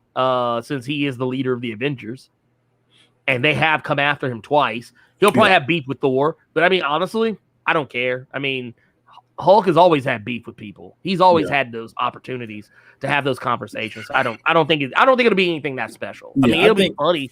It can be funny. Yeah, I don't think he's gonna have any issues with Thor. I don't think he's gonna have, because Thor got too much shit on his plate right now. I don't think anything's gonna happen with Captain Marvel, because nobody needs to be reminded of Civil War 2. Tony is doing whatever dry shit he did doing in the current Iron Man book. So I think Hulk is good in his own lane. Yeah, I will say this in regards to that with Hulk. Or not even so much Hulk, but Thor. I do appreciate that in Thor, the last issue we got, not the annual. Yeah. But it was Thor number 15.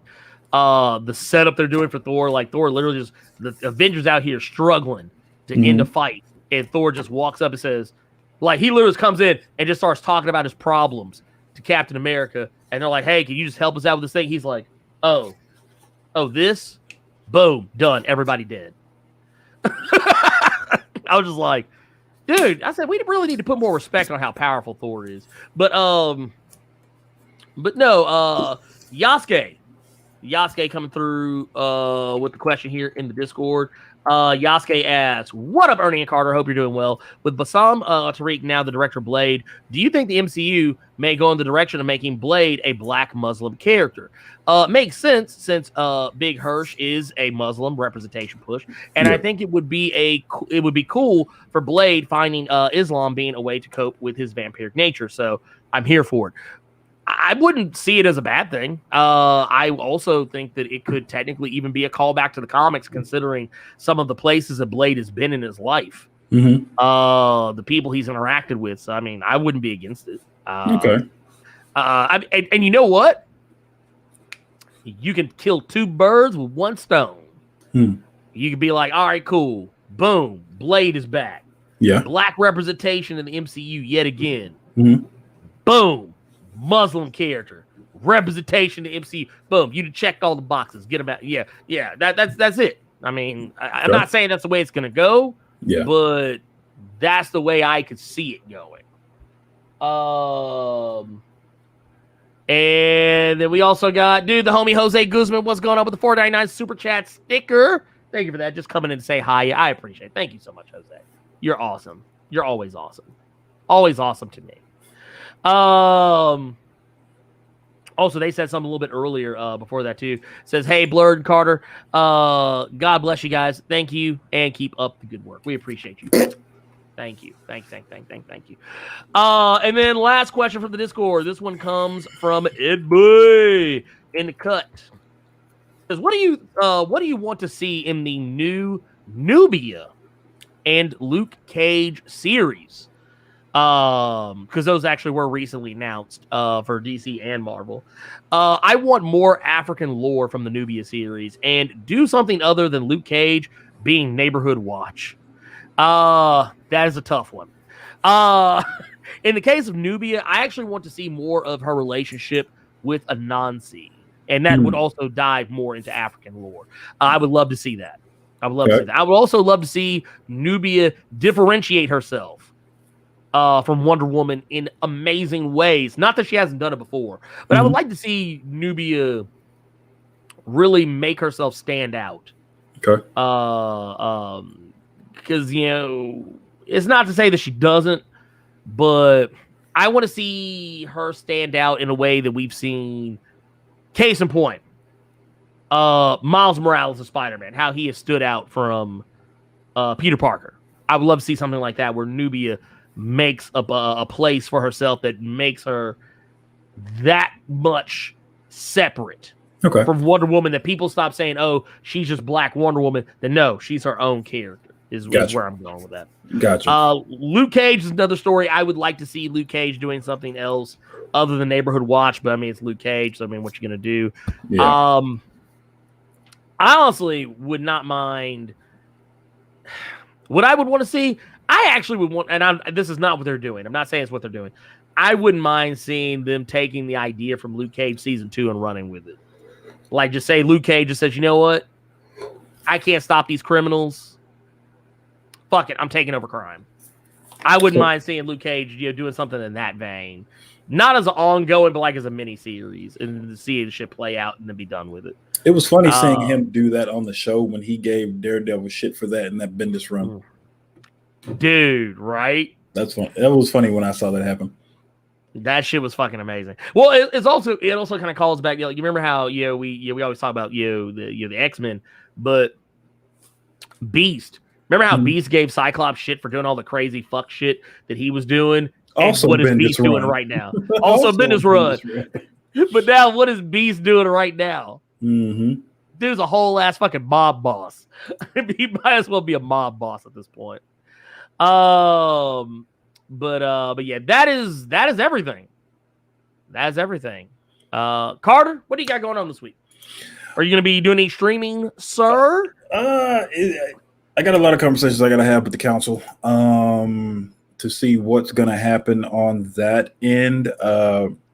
For a lot of you that don't know, I recently just got a new job. Your boy is now a part of the LAPD. So I got a lot of stuff that I'm going to be doing when it comes to that. But I'm thinking about the whole Twitch thing more so just because I got some money just has been sitting in Twitch that I can't access. So your boy might go back to stream just to get that little money out. But I actually changed my stance on Twitch as well, so I can't say anything. But I mean, it's like I told you, I didn't want to go back to Twitch unless I knew people were really just going to show. Because after, remember, I showed you my payouts and stuff like that. Right. You said you said it was wild inconsistent. Oh yeah, it was hella inconsistent. So I don't know. I got to speak with the other members of the council to when it pertains to that, because that's a choice we all gotta make together. So yeah, who knows? I am probably going to upload a video to the alternate channel. That's probably what is going to happen. So keep your eyes peeled to Blerd Got Game. We'll probably post some stuff there. Actually, I have a video where I'm going to be doing a giveaway. So keep your eyes peeled for that. Also, I'm going to be dropping a video after this. It will be the Shadow Cabinet video. Finally got a video for Milestone Media's Shadow Cabinet. It took me forever to make this video. It took me forever to edit this video because it took an hour to do it, to record the audio for the video and then chop it down to it being under 40 minutes long. It just barely under 40 minutes long. So yeah, it's a thing. It's going to be posting shortly after this. Streaming and such. I don't know what's going to be going on there. Carter, you better not bring it in. I was going to bring up. I actually was not going to bring up Alien. I was going to say there's a new game that just came out that I kind of want to try out. Okay. I don't know if it's anything that would be up your alley, but if it is, I will totally gift it to you off stream because I want someone to play this game with. Okay, first of all, same old Sean, and I would hope that somebody with the same name as me would give me a little bit more respect. Carter is not driving around with the Blue Lives Matter sticker. Okay, I already put it in the chat, but let me say it again. I have a new job where I'm working with the LAPD. Carter Prime is not them people. I am not them folk. I am not the police. No, I am he is not one time. I am not the black and white.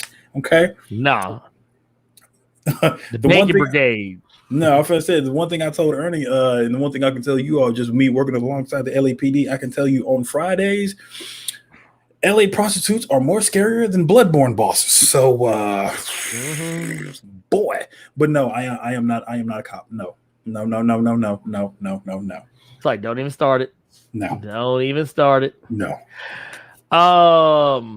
What else was I gonna say? Oh man, I'm blanking. Oh yeah, what's the game? What game? Oh, A Way to Be Dead. It's gotten terrible reviews since it just released in early access. It's only like $7, but it's gotten terrible reviews on Steam since it's been out because it released yesterday. But I still want to try it out because it's looked really interesting. But it's kind of like a Left 4 Dead alternate, where it's like a 4v1. But there's also like zombies and shit, and you can die and come back as a zombie if you're playing one of the survivors. This seemed interesting, so I thought I would check it out. But beyond that, also I want to kind of get back on Home Sweet Home Survive because I actually kind of like that game. Okay. I just don't really have people to play it with. Is the love. I think Robo has it. I think Robo is like one of the only people I actually know who has it. Oh, Cammy has it, apparently. I did not know. Cammy has it. Has what? Actually, I'm learning. Or no, wait, no. Take that back. That is a lie. Cammy does not have it. I was looking at Dead by Daylight instead of Home Sweet Home Survive. Robo has it. Shin has it. And they are the only people I actually know who has it. Everyone else is a wish lister. But that said, that's it. I don't know what's gonna be going on tomorrow. My wife is actually going out of town, so I usually spend my time with her on Sundays. Is usually my day of rest. I'll probably spend it with the kid nonetheless, but usually in the evening times, I'm spending that time with her. But I'll probably do something tomorrow, maybe, possibly. I don't know. I always want to do something extra, and then like I get tired, and I'm like, nah, I'm just gonna chill. But yeah, that's neither here nor there. Carter, it's time for us to get the frack out of Dodge. And I think it's safe to say that we have done our thing. Anyways, peoples, we will catch you later. I hope you guys have a happy, wonderful, and amazing weekend. We will see you all next time. We out of here.